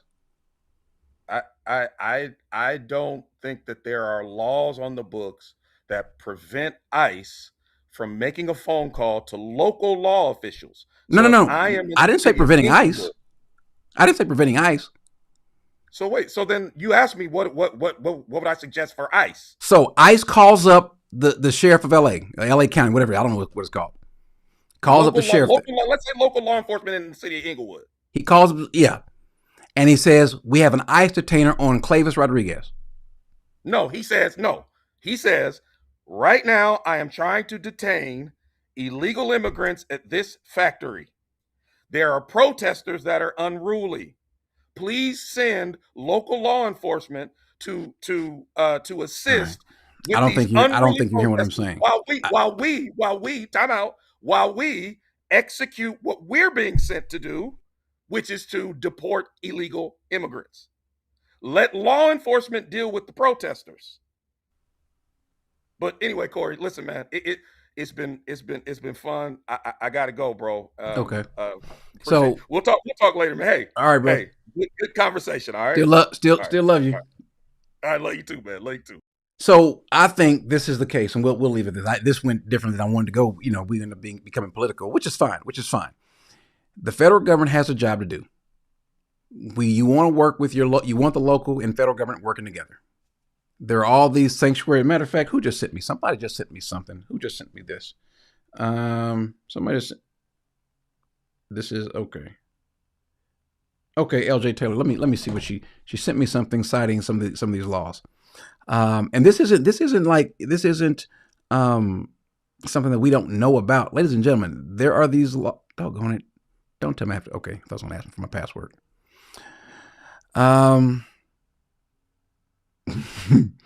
When next time you send this, when you copy and paste it so it can show everything is on a white background with gray words. I can't read this. But what she did, can I change the font of this thing? I don't know if I can change the font of this thing. I got to figure out how to change the font of this. Oh, I know what I can do. I can copy and paste it and put it on over here. Doggone it. Don't do that again. Hold on. Because I can't read what you put. There it is.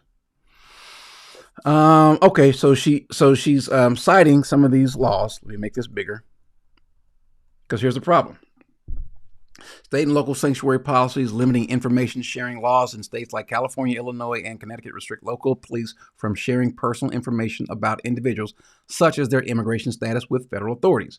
Restricting detainer compliances, which is what we were talking about earlier. So you've got all these different things. California, the No Secret Police Act, SB 627, passed in 2025. This law requires federal agents, including ICE, to display visible identification, prohibits them from wearing masks or face coverings during enforcement actions, which by the way, they can't do. Los Angeles Sanctuary Ordinance. The City Council adopted a formal sanctuary city ordinance in 2025, banning city employees from aiding ICE unless required by federal law. So when he says what he would do is make ICE coordinate with with the local officers, they already want to. It's the local officers who don't want to do so. They don't want to hand them over. And the reason he says make them stop wearing masks, but if they're getting docked and people are showing up at their homes, threatening them, their wives, and their children, and then one of them gets hurt, I don't care, make them still wear. You wouldn't do that anywhere else. Would you tell the other federal agents who are out there in the field doing their job to uncover their face? Would you do that also? No, you would not. Would you tell police who are in riot gear to take off their mask or their helmets? You would say, well, no, that's different. That's to protect them. Duh. It's to protect the ICE agents.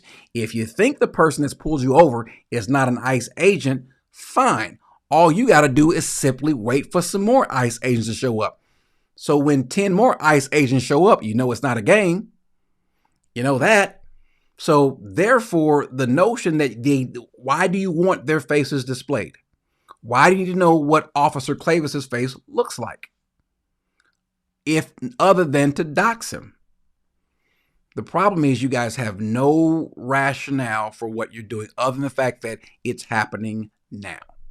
I think you guys ought to be ashamed of yourself because you're making arguments without any understanding. And so I'm going to cut this up in two different things because we got away from Don Lemon, who, by the way, is a reprobate and is on his way to hell if he doesn't change. I pray that he repents. I pray the Lord touches his heart. That is Don Lemon. And that he places his faith in Christ. That he leaves his abominable relationship and serves the Lord. But yeah, this issue, listen, let me just say this again. People say this Trump derangement syndrome, it's a real thing. Two things that we see. One, that's a real thing. That is a real thing. Trump this, Trump that, Trump this. I saw a picture of someone said Trump was walking on water and the headlines was Trump can't swim. Like, okay, Trump is a bad person. I agree. He's ungodly. He said some stupid things that he didn't need to repent. Okay, fine. I think Trump will be in hell unless he repents, unless he places faith in Christ. He's not a Christian. But what he's done, I was in agreement with it before there was a Trump, meaning before he was in office. There were some things that we wanted to have happen. You guys will say, hey, we should go and deal with these foreign agents that are bringing drugs in. You've been saying that for the last 20 years. Even Biden says we ought to go in there, and then when we do it, we shouldn't do that. But we can go we can go to another country that did not want us to come in and pick up bin Laden. They didn't want us to. That's why we snuck in. We've been doing those sorts of things. But if Trump does it, it's wrong. But more to the point, have you guys noticed the mentality of people in the world today? Screaming and having fits, nervous and mental breakdowns because they don't get their way. I pity us. And something that I believe. The reason why America won't be, God will deal with Trump. He definitely will deal with Trump. The reason why America won't be America in, 50 years, 100 years. Not the politicians. Politicians are going to do what politicians do. But we are weak people, physically, mentally, and emotionally. We get upset. We get bothered easily. If something doesn't go our way, we don't know how to handle it. We don't know how to handle it when someone says something not nice to us, when someone's not being gentle to us, when someone hurts our feelings or says something that we don't like. What do you mean I'm not pretty? What do you, that's us. That's America. Meanwhile, Russia, they're not this way. The people of China, they're not this way. All of us are corrupt. Chinese, Russians, Americans, Canadians, Mexicans, we're all corrupt. But we don't have the resolve to maintain this country. That's why I said before, if the people that are existing today in America lived 200 years ago, we would still be British citizens. If the people of this country that we have today lived in the 1930s and 40s or the 19 teens and 20s, America wouldn't be a country. Germany would have won. They would have won the first war. That's us. We don't have the resolve because we're not tough. We are not mentally strong. That's us. Don't believe me? Just watch TV. Watch how many people are offended. We've got social media rules that dictate that you can't offend someone else. And in some countries, it's a hate law. It's coming here. It's a hate crime to say something offensive to someone. It's coming here. That's us. And the sad part is Christians are probably leading the way, or at least voluntarily going along with it. Say something bad about a Christian, even if it's true. You can't say that. How dare you? You wrong for judging that person. You an evil person for judging that person. But you just judged me. So, anyway, it's late. I can't watch my movie. I'm not. You know what? I ain't doing no. I'm through for the whole week. I'm kidding. I'm kidding. Anyway, ladies and gentlemen, this was fun. Got my dander up. Bin Laden killed over 2,000 Americans. Okay, you still went to a foreign country to get him. I didn't say it was wrong. Listen, go get him. We tried to take out Gaddafi.